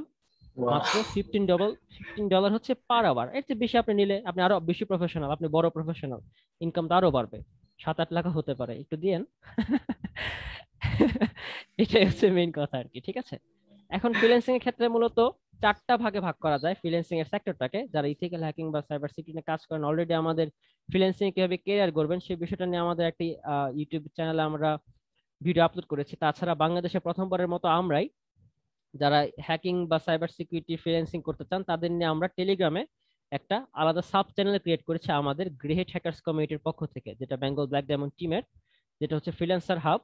অথবা আপনারা যারা সাইবার সিকিউরিটি প্রফেশনালে কাজ করতে চান তাদের জন্য আমরা মূলত এই কাজটা করেছি। সেটা হচ্ছে গাইডলাইন্স দিয়ে আমরা, এবং কিভাবে আপনি নিজেকে তৈরি করতে পারেন, এবং যদি কারো রিকোয়ারমেন্টস থাকে, অনেক সময় আমাদের কাছে আসে যে ভাই, অনেকে কিন্তু আমাদের কাছে অফার করে যে ভাই আমার ওয়েবসাইটে সিকিউরিটি প্রয়োজন, তো আপনি যদি কোনো ফ্রিল্যান্সার দিতে পারতেন তাহলে ইজি হতো, ঠিক আছে? তো আমাদের কাছে কিন্তু এরকম রিকোয়েস্ট আসে, তো আমরা সেগুলো অফার গুলো আপনাদেরকে দেই। যারা ফ্রিল্যান্সিং করতে চান, যদি আপনার আইডিয়া থাকে ভালো, তাহলে আমাদের সাথে যুক্ত হতে পারেন সেখানে। তো যেটা বলছিলাম, যে ফ্রিল্যান্সিং এ মূলত 4টা সেগমেন্টে আমরা ভাগ করতে পারি। সেটা হচ্ছে মূলত ওয়েব সিকিউরিটি বা ওয়েব বেসড, আরেকটা হচ্ছে আপনার ডেটা সিকিউরিটি বা ডেটা বেস, সেটা আপনার হতে পারে ডেটা রিকভারির ক্ষেত্রে, হতে পারে ডেটা সিকিউরিটির ক্ষেত্রে হতে পারে। আর ওয়েব পেন টেস্টিং এর ক্ষেত্রে যেরকম নর্মালি হয় সেরকমই এটা বাগ হান্টিং এ হতে পারে। আর আপনার থাকে হচ্ছে নেটওয়ার্ক সিকিউরিটি। এখন বাংলাদেশের মূলত হচ্ছে নেটওয়ার্ক সিকিউরিটি এবং হচ্ছে আরেকটা হচ্ছে সিস্টেম সিকিউরিটি, এই 4টা সেগমেন্ট। নেটওয়ার্ক সিকিউরিটি এবং সিস্টেম সিকিউরিটি নিয়ে বাংলাদেশে খুব কম মানে ক্লায়েন্টস পাওয়া যায়, আর ম্যাক্সিমাম ক্লায়েন্টস বাইরেই থাকে। আর যারা ফ্রিল্যান্সিং করে থাকে বাংলাদেশে সবচেয়ে বেশি, তারা হচ্ছে মূলত ডেটা সিকিউরিটি এবং হচ্ছে আপনার ওয়েব সিকিউরিটি নিয়ে কাজ করে বেশি যারা ফ্রিল্যান্সার থাকেন। আর নেটওয়ার্কিং সিকিউরিটি নিয়ে আমি পার্সোনাল নেটওয়ার্কিং সিকিউরিটি নিয়ে আমি কাজ করি, মানে ফ্রিল্যান্সিং করি সেটা না, আমি নেটওয়ার্কিং সিকিউরিটি নিয়ে আমি স্পেশালিস্টে কাজ করছি, চেষ্টা করছি নিজেকে সেই বিষয়ে প্রফেশনাল হওয়ার। সো অনেকে আছেন সিস্টেম সিকিউরিটি নিয়ে কাজ করেন, বিভিন্ন ধরনের সিস্টেম থাকে, এটা কিন্তু শুধুমাত্র কম্পিউটার সিস্টেম না। আমরা অনেক সময় মানে সিনেমায় দেখি, হিন্দি সিনেমায়, হলিউড বলিউডে দেখতে পান যে আপনার ঘরে বসে রোবট হ্যাক করে ফেলছে। এটা কিন্তু সিস্টেম সিকিউরিটির মধ্যে পড়ে, ঠিক আছে? তো এই কাজগুলো কিন্তু বাংলাদেশে খুব কম হয়, তারপরও চেষ্টা করা হচ্ছে, বাংলাদেশে একটা ফিল্ড তৈরি করা হচ্ছে, যেহেতু বাংলাদেশ ডিজিটাল বাংলাদেশ রূপান্তর হচ্ছে দিন দিন। সো ইনশাল্লাহ আমরা আরো এগিয়ে যাব, বাংলাদেশের র্যাঙ্ক আরো এগিয়ে যাবে, যারা সাইবার সিকিউরিটি নিয়ে কাজ করছে তাদেরও। তো চেষ্টা করবেন এই বিষয়গুলোর মাথায় রাখার, যেহেতু সিস্টেম সিকিউরিটি এবং আপনার নেটওয়ার্ক সিকিউরিটি, এবং সেক্ষেত্রে কিন্তু আপনার প্রাইসটা অনেক বেশি আসবে, ঠিক আছে? আপনার ইনকামটাও বেড়ে যাবে, যেহেতু এই কাজগুলো নিয়ে খুব কম কাজ হয়। সো আপনার ক্লায়েন্টস আপনি পাবেন অনেক, বলা যায় যে খালি মাঠে গোল দেওয়ার মতো, ঠিক আছে? তো চেষ্টা করবেন যেখানে অনেকটা আপনার কি বলবো কম্পিটিশন কম, সেখানে কিন্তু ভালো ইনকাম করা যায়।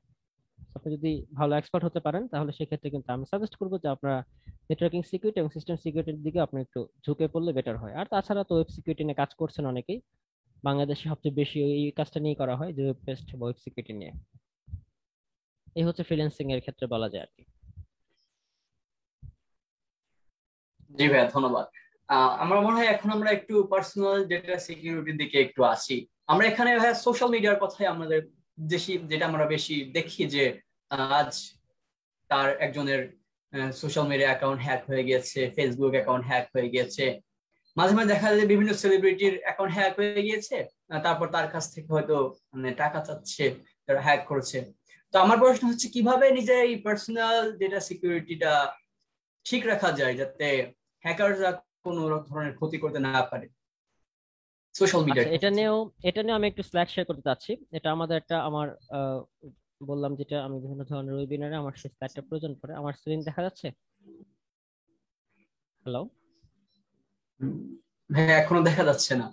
ও আচ্ছা, ঠিক আছে, আমি শেয়ার করতে ভুলে গেছি, সরি। এখন দেখা যাচ্ছে? হ্যাঁ হ্যাঁ, এখন দেখা যাচ্ছে। আচ্ছা, ঠিক আছে, থ্যাংক ইউ। তো আমি স্লাইডটা শেয়ার করছি। পার্সোনাল ডেটা সিকিউরিটি, তাই না? আচ্ছা, ঠিক আছে। পার্সোনাল ডেটা সিকিউরিটি নিয়ে বলতে গেলে আসলে অনেক কিছু বলা হয়ে যায়।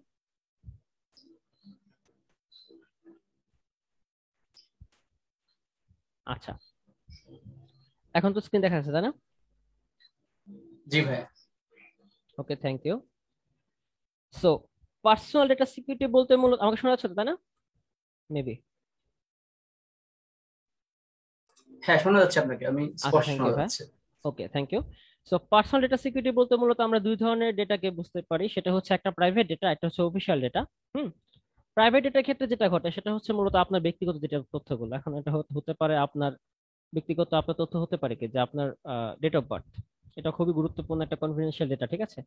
আপনার এনআইডি কার্ডের নাম্বার, তারপর হচ্ছে আপনার এনআইডি কার্ডটা আপনার ডেটা, আর যেখানে যা থাকবে তাই সবকিছু আপনার, অর্থাৎ আপনাকে যে বিষয়টার মাধ্যমে চেনা যাবে। নাজমুল ভাই, আপনার যে ফুটপ্রিন্ট করে থাকেন, আপনার যে সিম যখন আপনার নামে ক্রিয়েট করতে গেছেন, আমরা ইদানিং রেজিস্ট্রেশন হচ্ছে, সিম রেজিস্ট্রেশনের সময় দেখি কি যে আমাদের মূলত ফিঙ্গারপ্রিন্ট দেওয়া হয়, তাই না? জি জি। এটা কারণ কি? এই ফিঙ্গারপ্রিন্ট কিন্তু অন্য কারোর সাথে মিলবে না, ম্যাচ করবে না। তো এটা হচ্ছে মূলত আপনার হ্যাঁ, এটা পার্সোনাল ইউনিক, ডেটা। একদম ইউনিক। রাইট। এই ডেটাগুলো কিন্তু হচ্ছে আপনার পার্সোনাল বা প্রাইভেট ডেটা, অর্থাৎ যে ডেটাগুলোর মাধ্যমে আপনাকে খুঁজে বের করা খুব সহজ। আপনাকে খুঁজে বের করা যাবে, আপনাকে ট্রেস করা যাবে, আপনার ক্ষুদ্র সাধন করা যাবে। আপনার ডেটা ইউজ করে আমি একটা হ্যাক করে ফেললাম, নাম দিয়ে দিলাম আপনার, হতেই পারে। তো সেক্ষেত্রে কিন্তু সিকিউরিটি ব্যাপারটা খুব জরুরি। আপনাকে অবশ্যই পার্সোনাল বা প্রাইভেট ডেটা সিকিউরিটি সম্পর্কে আপনার আইডিয়া রাখতে হবে। আরেকটা হচ্ছে অফিসিয়াল ডেটা। অফিসিয়াল ডেটার ক্ষেত্রে হয় কি, অফিসিয়াল ডেটা হচ্ছে মূলত আপনার বিভিন্ন ধরনের আপনার অফিসিয়াল ডেটা থাকে। যেরকম হচ্ছে আমি সাপোজ অনেক সময় দেখা যায় যে আমরা যেটা প্রথম দিকে বলেছিলাম যে বাংলাদেশে অ্যাটাক করা হয়েছিল ভারত থেকে, তারা কোনো বিভিন্ন ধরনের ইউনিভার্সিটিতে অ্যাটাক করেছে, এগুলো কিন্তু অফিসিয়াল ডেটা, তারা লিক করার চেষ্টা করে বা হ্যাক করার চেষ্টা করে। তো এই যে ক্ষতি সাধন করে সেগুলো কিন্তু হচ্ছে মূলত অফিসিয়াল ডেটা। তো এই ডেটাগুলোরও কিন্তু সিকিউরিটি প্রয়োজন। তো এখন পার্সোনাল ডেটা বলতে শুধুমাত্র যে আমরা আপনার সোশ্যাল মিডিয়া তা না, আপনার প্রাইভেট ডেটা বিভিন্নভাবে হতে পারে। আপনার ব্যাংক অ্যাকাউন্ট ডিটেলস, সেটাও প্রাইভেট ডেটার মধ্যেই পড়ে। অফিসিয়াল ডেটার মধ্যে পড়ে হচ্ছে আমরা যেটা বললাম, একটা অফিস বা একটা কোম্পানিকে ম্যানেজ করার জন্য যে সমস্ত ডেটা প্রয়োজন পড়ে সেই ডেটাগুলো হচ্ছে ফুটপ্রিন্ট করে যেগুলো বের করা যায় সেগুলো হচ্ছে মূলত অফিসিয়াল ডেটা। তো কিছু ল এন্ড রেগুলেশনস আছে যেগুলোর মধ্যে আপনি যদি অন্য ডেটা আপনি ইউজ করেন তাহলে সেক্ষেত্রে কপিরাইট অ্যাক্ট 2000 আওতায় আপনি পড়তে পারেন। আর যদি আপনি অন্য কারোর ডেটা আপনি ক্ষতি সাধন করেন তাহলে সেক্ষেত্রে ডেটা ডিজিটাল সিকিউরিটি অ্যাক্ট, বা যেটাকে আমরা বলে থাকি 2018 আইন, যেটা ডিজিটাল সিকিউরিটি আইন, সেক্ষেত্রে কিন্তু আপনার সর্বোচ্চ 14 বছরের জেল এবং সর্বোচ্চ 1 কোটি টাকা পরিমাণ আপনার জরিমানা হতে পারে, ঠিক আছে? তো চেষ্টা করবেন অন্য কারো ডেটা নিয়ে কাজ না করার, এই বিষয়টা মাথায় রাখার চেষ্টা করবেন। এখন আমরা আসছি আপনার সোশ্যাল মিডিয়া নিয়ে, তাই না? খুব ভালো একটা কথা বলেছেন। সোশ্যাল মিডিয়া সিকিউরিটি নিয়ে আমার একটা স্লাইড আছে এখানে, দেখা যাচ্ছে? হ্যাঁ ভাই, দেখা যাচ্ছে আপনাকে। Okay, thank you. Social media security, আগে আমাদের জানতে হবে যে সোশ্যাল মিডিয়া অ্যাকচুয়ালি কি। আমরা তো সবাই জানি সোশ্যাল মিডিয়া কি, তাই না? একটু ভাই বলেন তো শুনি, আপনার কাছে শুনি, সোশ্যাল মিডিয়া কি? আসলে সোশ্যাল মিডিয়া সামাজিক যোগাযোগ মাধ্যম, যেখানে আমার মতো আরো অনেকে আছে, তাদের সাথে কমিউনিকেট করা যায়, হ্যাঁ। ফিলিংস শেয়ার করা যায়। ঠিক আছে, এই টাইপের কিছু একটা। আচ্ছা, থ্যাংক ইউ। তো দেখুন, সোশ্যাল মিডিয়া বলতে আমরা মানে সহজে বুঝি কি যে সামাজিক যোগাযোগ মাধ্যম। এখন সামাজিক বিষয়টাকে যদি আমরা অনলাইন থেকে অফলাইনে নিয়ে আসি, ব্যাপারটা কিরকম দাঁড়াবে? আমাদের সমাজ ব্যবস্থা, তাই তো? দেখুন, সমাজে কিন্তু সমাজ, কিছু হ্যাঁ। নিয়ম নীতি থাকে, তাই না? সমাজে কিছু নিয়ম নীতি থাকে। আপনি চাইলেই আপনার আপনার মাঝে মাঝে থাকে কি, আমাদের এলাকায় আমরা ছোট থাকতে করতাম, আমাদের যখন আমরা এলাকায় থাকতাম, এখন তো বাইরে চলে আসছি, মানে আমাদের এলাকায় যদি অন্য কোনো ছেলে বা অন্য কোনো মেয়ে যদি নিয়ে আসতো ঘুরতে, অনেক সময় দেখা যায় দূরে দূরে থেকে ছেলে মেয়ে ঘুরতে নিয়ে এসে পড়ছে, তখন কিন্তু আমরা এলাকার পোলাপান মিলে আটকাইতাম, আটকে দিতাম ইচ্ছে মতো, মানে মায়ের, ঠিক আছে না, না হলে ওদেরকে ডেকে আনতাম, ওদের ফ্যামিলি মেম্বারদের, তারপর তাদেরকে ডেকে এনে বিচার করতাম। তো এই যে বিষয়গুলো হচ্ছে কি সামাজিক নিয়ম বা আমরা সামাজিক দায়বদ্ধতা থেকে আমরা কাজগুলো করি, অর্থাৎ নিজের সমাজটাকে ঠিক রাখার জন্য, তাই না? আমরা নিজের সমাজটাকে ঠিক হ্যাঁ, রাখার জন্য সমাজের কিছু নীতি নিয়ম কানুন। নৈতিকতা ঠিক রাখার জন্য এগুলো করা রাইট, হয়ে থাকে। রাইট। তো এই যে সমাজের এই কাজগুলো করি কেন, যেন সমাজটা ঠিক থাকে, কিন্তু আমরা সেম কাজটাকে অনলাইনে করি, করি না।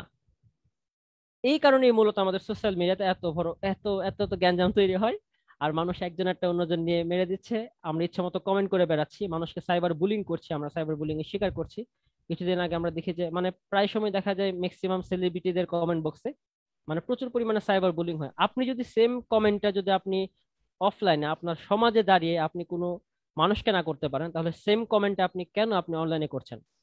আমাদের আপনার সোশ্যাল এক্স্যাক্টলি, মিডিয়াতে জানতে এক্স্যাক্টলি, হবে। এটাই এটাই গুরুত্বপূর্ণ, এটাই হ্যাঁ, জানা ছিল। হ্যাঁ, আমাদের সোশ্যাল মিডিয়াতে আপনাকে এটা আগে জানতে হবে যে অনলাইনে কোথায় থামতে হবে, সেটা হচ্ছে আপনার সবচেয়ে বেশি আগে জানতে হবে, ঠিক আছে? এটা আমি সবসময় বলে থাকি যে কোথায় থামতে হবে সেটাকে জানতে হবে। আপনি আপনাকে চেনে না, আপনার হতে পারে আপনার কমেন্ট বক্সে আপনি কমেন্ট করে আপনাকে এক গাদা হাহারি একটু পাচ্ছেন, 400 500 1000 1500 আপনি সেলিব্রিটি হয়ে যাচ্ছেন। আমাদের বর্তমান সময় সেলিব্রিটি হওয়া খুব ইজি, ঠিক আছে? এখানে কমেন্ট বক্স ভাইরাল হয়ে গেলে হ্যাঁ, এখানে হ্যাঁ, হ্যাঁ। সেলিব্রিটি হয়ে যায়। আমরা মিমস শেয়ার করি, ট্রলিং করি, কিন্তু এই ব্যাপারগুলোতে আমাদের খেয়াল রাখাটা জরুরি, আসলে আমরা কি করতে চাচ্ছি এবং সেটা করে লাভটা কার হচ্ছে, ক্ষতিটা কার হচ্ছে। দেখুন, প্রত্যেকটা মানুষের কিন্তু কিছু পার্সোনাল লাইফ থাকে, ঠিক আছে? আমি আজকে ব্যক্তিগত কারণে হতে পারে যে আমার ছবি আমি দেখাচ্ছি না বা ক্যামেরার সামনে আসছে নাজমুল ভাইয়ের মতো, আমার চেহারাটা খারাপ হয়তো বা, মানে নাজমুল ভাইয়ের চেহারাটা সুন্দর, আমারটা খারাপ এই কারণে। তো এখন হতে পারে যে আমি আমার চেহারাটা আমি দেখাবো না। এখন এটা নিয়ে যদি কেউ কমেন্ট করে আজকে সাপোজ আমাদের লাইভেই, যে ভাই আপনি চেহারা দেখাচ্ছেন না কেন, মানে কি চেহারার সমস্যা নাকি, এই কাজটা কিন্তু হয়তো আপনি প্রো হয়ে যেতে পারেন, আপনি প্রফেশনাল হবে, আপনি একটা ভাবসাব হবে, আপনার সেলিব্রিটি একটা টাইপ আসবে যে বা আমি তো বিশাল একটা কমেন্ট করে ফেলছি, নাজমুল ভাই আর সাকিব হক জিসান ভাই লাইভ করতেছিল, আমাকে কমেন্ট করে চলে আসছে, ঠিক আছে? এখন আপনি নিজেকে খুব বড় মনে করতে পারেন, আপনার কমেন্ট বক্সে এসে অনেকে হয়তো বা সেটাতে হাহারিক দিল, ভাই সেই দিছেন, ভাই অস্থির, আপনার রিপ্লাই দিল, আপনাকে আরো বেশি সেখানে উদ্বুদ্ধ করলো। সেম কাজটা যদি আপনি আমার সামনে করতে পারবেন কখনো, আমার মনে হয় না। নাজমুল ভাইয়ের সামনে করতে পারবেন কখনো, আমার মনে হয় না। তো এই কাজগুলো যখন আপনারা করেন, যে সাইবার বুলিং এর শিকার করেন অন্যদেরকে, এটা কিন্তু ঠিক না। হ্যাঁ, আপনাদেরকে জানতে হবে যে ওই জায়গায় দাঁড়িয়ে আপনার কি অবস্থা হতে পারে। আমরা তো মানুষ, তাই না? তো যারা আমরা মানুষ আছি তাদেরকে জানতে হবে যে অ্যাকচুয়ালি আমাদের কোথায় অনলাইনে থামতে হবে। সেই বিষয়টা নিয়ে এখন আমরা কথা বলবো। একটা বিষয় বলতে গেলে অনেক কিছু বিষয় বলে ফেললাম সোশ্যাল মিডিয়া নিয়ে। বাংলাদেশে মূলত 2021 জানুয়ারির তথ্য মতে, যে ডেটাটা হচ্ছে মূলত আমি কালেক্ট করেছি ডেটা রিপোর্টাল.কম থেকে, তারা বলেছে বাংলাদেশে 45 মিলিয়ন সোশ্যাল মিডিয়া ইউজার আছেন। 45 million, it's a huge number, তাই না? তো 45 মিলিয়ন যদি ইউজার বলতে অ্যাকাউন্ট আছে, মানুষ তো আর না। কারণ আমরা জানি যে অনেকের একাধিক অ্যাকাউন্ট থাকে, অনেকের একাধিক ফেসবুক অ্যাকাউন্ট আছে, অনেকে মানে সাইবার বুলিং যেটা বললাম সে কাজ করার জন্য, ইনবক্সে বাজে বাজে কথা লেখার জন্য আপনারা করেন কি একাধিক ফেক অ্যাকাউন্ট খুলে থাকেন। তো এই কাজগুলোর জন্য কিন্তু বাংলাদেশি তো অ্যাকাউন্ট, অনেকে ঢাকা ইউনিভার্সিটির নাম দিয়ে খোলেন, অনেকে দেখা যায় যে আহ, ছেলে বাট অ্যাকাউন্ট খুলে রাখছেন হচ্ছে হোলি ক্রসে পড়েন। তো এরকম ফেক অ্যাকাউন্ট সামনে আসে, ঠিক আছে? তো এই ধরনের অ্যাকাউন্ট গুলো হচ্ছে প্রায় টোটাল, মানে টোটাল অ্যাকাউন্টের পরিমাণ হচ্ছে প্রায় 45 মিলিয়ন বাংলাদেশে। এখন কথা হচ্ছে যেটা আপনাকে প্রথমেই বললাম নাজমুল ভাই, যে সোশ্যাল মিডিয়া আসলে কি কি কাজ হয়। শুধুমাত্র কি আমরা ফেসবুক টুইটার এগুলো, না না না না ভাই, সোশ্যাল মিডিয়া একটা বিশাল এরিয়া। আমি যেটা বললাম অফলাইনে যা হয় অনলাইনে ঠিক সেম কাজটা হয়। একটা বিষয় মাথায় রাখবেন, আমরা একটা বিষয় গুলিয়ে ফেলি যে হয়তো আমরা ভাবি যে অনলাইনে খুব নিরাপদ আমরা থাকতে পারবো, না ভাই, আপনি অফলাইনে নিরাপদ থাকতে পারবেন, অনলাইনে আপনি নিরাপদ থাকতে পারবেন না। একটা চোর যদি চায় আমি পুলিশে ধরা দিব না, সে চাইলেও তাকে নিজেকে আত্মগোপন রাখবে, ঠিক আছে? রাখা সম্ভব, সম্ভব কিনা? আমি 18 বছর 20 বছর যাবত পুলিশের সামনে আমি আসবো না, আমি কোনো খোঁজ খবর দেবো না পুলিশকে যে আমি চলে আসছি। পুলিশ কিন্তু হাজার চেষ্টা করলো, যদি সে চায় যে নিজেকে আত্মগোপন রাখতে, হয়তো সে পারবে, হয়তো একসময় নাও পারতে পারে, সেটা হচ্ছে তার পরিস্থিতির শিকার হলো আর কি। কিন্তু অনলাইনে সে ব্যাপারটা কিন্তু সম্ভব না। আপনি যাই করেন না কেন, আপনার যে একটা আইপি অ্যাড্রেস চলে যায়, আপনি কোনো কাজ করার সময় সে আইপি অ্যাড্রেসের মাধ্যমে আপনাকে খুঁজে বের করা খুব ইজিলি সম্ভব, ঠিক আছে? বিষয়টা মাথায় রাখবেন। তো আমি ছিলাম হচ্ছে সোশ্যাল মিডিয়া অ্যাক্টিভিটিজ এর ক্ষেত্রে। সোশ্যাল নেটওয়ার্ক, এখন সোশ্যাল মিডিয়ার ক্ষেত্রে বিভিন্ন ধরনের অ্যাক্টিভিটিস হয়। সোশ্যাল নেটওয়ার্ক তৈরি হয়, ব্লগিং হয়, ফটো শেয়ারিং তৈরি হয়, সোশ্যাল গেমিং আছে, ভিডিও শেয়ারিং আছে, বা বিজনেস নেটওয়ার্কস তৈরি হয়ে থাকে। সোশ্যাল নেটওয়ার্কস এর ক্ষেত্রে মূলত মূলত আমরা দেখি যে ফেসবুক, লিঙ্কডইন, টুইটার যেগুলোকে আমরা বলে থাকি বিভিন্ন ধরনের সোশ্যাল মিডিয়া অ্যাকাউন্ট, সেক্ষেত্রে কিন্তু আমরা মূলত সোশ্যাল নেটওয়ার্কস এর আমরা আওতাধীন থাকি, ঠিক আছে। বিভিন্ন ধরনের ব্লগ সাইট থাকে, সেটা হচ্ছে ব্লগিং যেগুলো হয় সেগুলো কিন্তু সোশ্যাল মিডিয়া অ্যাক্টিভিটিজ এর মধ্যেই পড়ে। কারণ আমি যখন কোনো একটা ব্লগ পোস্ট শেয়ার করবো তখন আপনি সেটাতে কমেন্ট করবেন, আমি সেটাতে রিপ্লাই দেবো। এতে হচ্ছে কি নিজেদের মধ্যে একটা নেটওয়ার্ক তৈরি হচ্ছে, তাই না? অর্থাৎ আমরা সোশ্যাল নেটওয়ার্ক তৈরি করছি। তারপর আছে কি বিভিন্ন ধরনের ফটো শেয়ারিং আপনার অ্যাপ আছে, যেমন ইনস্টাগ্রাম। এখানে আপনি ছবি টবি শেয়ার করেন, ভিডিও অনেকে শেয়ার করে। তো এগুলো হচ্ছে মূলত সোশ্যাল মিডিয়া অ্যাক্টিভিটির ক্ষেত্রে ফটো শেয়ারিং এর যে আপনার সিস্টেমটা, সেটা আর কি সেগমেন্ট বলা যায়। সোশ্যাল গেমিং আমরা কিন্তু দেখি যে অনেকে লাইভ স্ট্রিমিং করেন, তাই না? হ্যাঁ ভাই, আমি তো ঢাকা থেকে চট্টগ্রাম চলে আসছি, আসেন আসেন ভাই, বাসে উঠতেছি ভাই, দেখতেছেন না আমাকে? আমি দেখি কিন্তু অনেকে লাইভ স্ট্রিমিং করেন, তাই না? আমি মূলত খুব একটা গেম খেলি না, আমরা মানে গেম খেলার খুব একটা টাইম পাই না এটা হচ্ছে বাস্তব কথা। সো এখন সোশ্যাল গেমিং কিন্তু দেখা যায়, এটা হচ্ছে অনলাইন শেয়ারিং গেমস। বিভিন্ন ধরনের অনলাইন শেয়ারিং গেমস থাকে, সেগুলো সোশ্যাল গেমিং এর মধ্যে। এই সবকিছু কিন্তু সোশ্যাল মিডিয়া অ্যাক্টিভিটিজে পড়ে। ভিডিও শেয়ারিং অ্যাপ আছে অনেক সোশ্যাল মিডিয়া, যেমন হচ্ছে ইউটিউব, ভিমিও, পিন্টারেস্ট, অনেকে বলে থাকেন আপনার যেটাকে আমরা কি যেন বলে, টিকটক নাকি, এই বিষয়গুলো কিন্তু সোশ্যাল মিডিয়া অ্যাক্টিভিটির মধ্যেই পড়ে। হ্যাঁ, তারপর হচ্ছে আপনার বিজনেস নেটওয়ার্ক তৈরি হয়। দেখুন নাজমুল ভাই, আপনি যে আপনার দ্য লার্ন এন্ড শেয়ার অথবা আমার যে দ্য টেক্সচার ভিডিও অথবা বেঙ্গল ব্ল্যাক ডায়মন্ড, আমরা যাই বলি না কেন, সেগুলো কিন্তু আমরা অনলাইনে একটা ফেসবুক পেজ আছে আমাদের, তাই না? অফিসিয়াল ফেসবুক পেজ আছে প্রতিটি জিনিসের। আমরা এখান থেকে তৈরি করছি কি, আমরা এখান থেকে একটা নেটওয়ার্ক তৈরি করছি, মানুষকে সেখানে তৈরি করছি। অনেকে কিন্তু বিজনেস নেটওয়ার্ক তৈরি করে ফেলেছে, অনেকগুলো বিজনেস প্রতিষ্ঠান দেখবেন। আমাদেরটা যেহেতু আপনার একদম ফ্রি, তো আমরা সেরকম কমার্শিয়াল না। অনেক ক্ষেত্রে দেখবেন যে বিজনেস নেটওয়ার্ক তৈরি হয়, অনেক বিজনেস কোম্পানি আছে, যেমন মাইক্রোসফট আছে, গুগল আছে, তাদের কিন্তু ফেসবুকে, সরি হ্যাঁ, ফেসবুকে কিন্তু সোশ্যাল মিডিয়াতে আপনি দেখবেন যে অনেক সময় এরা পোস্ট করে। লিঙ্কডইন এই বিষয়টা সবচেয়ে বেশি থাকে, বিজনেস নেটওয়ার্ক তৈরি হয় সবচেয়ে বেশি হচ্ছে লিঙ্কডইনে, সেটাও কিন্তু সোশ্যাল মিডিয়া অ্যাক্টিভিটিজের মধ্যেই পড়ে। তো দেখুন, আমরা যে 45 মিলিয়ন ইউজারের কথা বললাম বা অ্যাকাউন্টের কথা বললাম, এই সবকিছু মিলিয়েই কিন্তু বাংলাদেশের এই সোশ্যাল মিডিয়া অ্যাক্টিভিটিস, ঠিক আছে। কাজে শুধুমাত্র ফেসবুক আর লিঙ্কডইন যে সোশ্যাল মিডিয়া তা না, সবকিছুর মধ্যেই সোশ্যাল মিডিয়া আওতাভুক্ত। এক কথা, আমরা সমাজে সমাজে যা কাজগুলো করি, সেম কাজগুলো যখন আমরা অনলাইনে করব, তখন সেটা হয়ে যাবে সোশ্যাল মিডিয়া অ্যাক্টিভিটিজ এর আওতাধীন, ঠিক আছে। এখন এখানে কথা হচ্ছে আপনার অ্যাকাউন্টটা কিভাবে হ্যাকাররা কন্ট্রোলে নিয়ে নেয়। এটা খুব গুরুত্বপূর্ণ একটা বিষয়। আপনার সোশ্যাল মিডিয়া সিকিউরিটির ক্ষেত্রে খুবই গুরুত্বপূর্ণ বিষয় হচ্ছে অ্যাকাউন্ট কিভাবে হ্যাকাররা কন্ট্রোল নিয়ে নেয়। আমাদের কাছে বাংলাদেশে একটা বাজে কালচার তৈরি হয়ে গেছে, যেটাকে আমরা কুসংস্কার বলে থাকি। আমি জানি না কে এই নামটা দিছে, যে Facebook account hack, imo account hack, WhatsApp account hack, কারা এই কাজগুলো মানে ছড়িয়ে বেড়াচ্ছে। আসলে মানুষকে বোকা বানানোর জন্য, ধোকা দেওয়ার জন্য এই কাজগুলো করা হয়। আমাকে ইনবক্স করেন, আমি 1,000 টাকার বিনিময়ে আপনার অ্যাকাউন্টটা হ্যাক করে দিব। পুরা ভুয়া ভাই। আমি সাজেস্ট করবো আজকে লাইভের মাধ্যমে আপনাদের সবাইকে, যারা দেখছেন লাইভটি, এগুলোর মানে ফাঁদে পা দিবেন না, ঠিক আছে। এরা পুরোটাই ভুয়া। একজন হ্যাকারের এত সময় নাই আপনার কমেন্ট বক্সে গিয়ে কমেন্ট করার, চেয়ে ইনবক্স মি, আমার আপনার অ্যাকাউন্টে আমি হ্যাক করে দেবো, ঠিক আছে। ওনাদের অনেক সময় ব্যয় হয় ওনাদের শিখতেই, ঠিক আছে।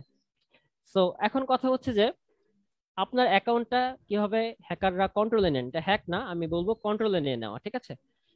এটার ক্ষেত্রে মূলত 8টা স্টেপ আমি বলে থাকি সব সময়। প্রথম স্টেপটা হচ্ছে কি আপনার কেয়ারলেসনেস। আপনি নিজে আপনার সিকিউরিটি সম্পর্কে আপনি কেয়ারলেস, আপনি জানেন না যে কিভাবে অ্যাকাউন্ট সিকিউর রাখতে হবে। দেখুন, একটা তথ্য মতে 2020 সালে আমি যখন একটা ভিডিও তৈরি করছিলাম সাইবার সিকিউরিটি নিয়ে, সোশ্যাল নেটওয়ার্কিং এর উপরে, তখন আমি দেখেছিলাম যে সেখানে বাংলাদেশের মাত্র 3.6% মানুষ বা 3.6% মানুষ জানে কিভাবে নিজের অ্যাকাউন্টটাকে, সোশ্যাল মিডিয়ার অ্যাকাউন্টটাকে সে সিকিউর রাখতে পারে। তাহলে চিন্তা করুন, বাকি 96% মানুষ জানেই না অ্যাকচুয়ালি তারা কিভাবে নিজের অ্যাকাউন্টটা সিকিউর রাখতে হবে। আমরা কিছুদিন আগে দেখেছি যে অনেকে আইফোন পেয়ে গেছেন। নাজমুল ভাইয়ের কাছে আসছে নাকি আইফোন কোকা কোলার মাধ্যমে? 5-6টা আসছে ভাই, 5-6টা হ্যাঁ, মেসেজ। আমি তো ভাই অবাক যে আমার ফ্রেন্ড লিস্টেও এমন লোকজন আছে যে আমাকে এগুলো পাঠায় ভাই। আমি তো তাদের চিন্তা বোঝাতে করেন, পারছি না এটা স্ক্যাম। তো চিন্তা করেন, এটা হচ্ছে আমাদের দেশের অবস্থা। হ্যাঁ, আমরা জানি না যে আসলে এটা স্ক্যামিং সাইট কি নাকি। ইদানিং দেখা যাচ্ছে বাংলাদেশে একটা আপনার হাইপ বলা যায়, সেটা তৈরি হয়ে গেছে যে কারা আপনার অ্যাকাউন্ট ফলো করছে সেটা দেখার জন্য একটা অনেকে লাইভে চলে যান। এটা নিয়ে আমি অনেক পোস্ট করছি, মানুষকে শুনিয়ে বুঝে লাভ হয় না হ্যাঁ, আসলে মানুষ। এটা হচ্ছে কয়েকদিন আগে হ্যাঁ, দেখলাম যে আমার ফ্রেন্ডস এর মধ্যে অনেকগুলো এরকম হচ্ছে ভাই। রাইট, এটা এটা কি অনেকে স্ক্যাম লাইভে এর মধ্যে চলে পড়ে যায়। নাকি ভাই? এটা স্ক্যামিং, আমি এটা এটা একটা জানি না। স্ক্যামিং। এটা একটা স্ক্যামিং। আপনার অ্যাকাউন্ট, আপনি লাইভে আচ্ছা চলে যান আচ্ছা। মানে বুঝতে পারছেন আপনার অ্যাকাউন্টটাকে সেখানে কানেক্ট করা হয়েছে। আপনার অ্যাকাউন্ট যেহেতু কানেক্ট করা হয়েছে, তাহলে সেখানে সে ওয়েবসাইট ক্ষমতা রাখে আপনার সেই অ্যাকাউন্ট অ্যাক্সেস করার, এটা মাথায় রাখবেন। যেখানে আপনার অ্যাকাউন্ট কানেক্ট ও করতে মাই হবে, গড।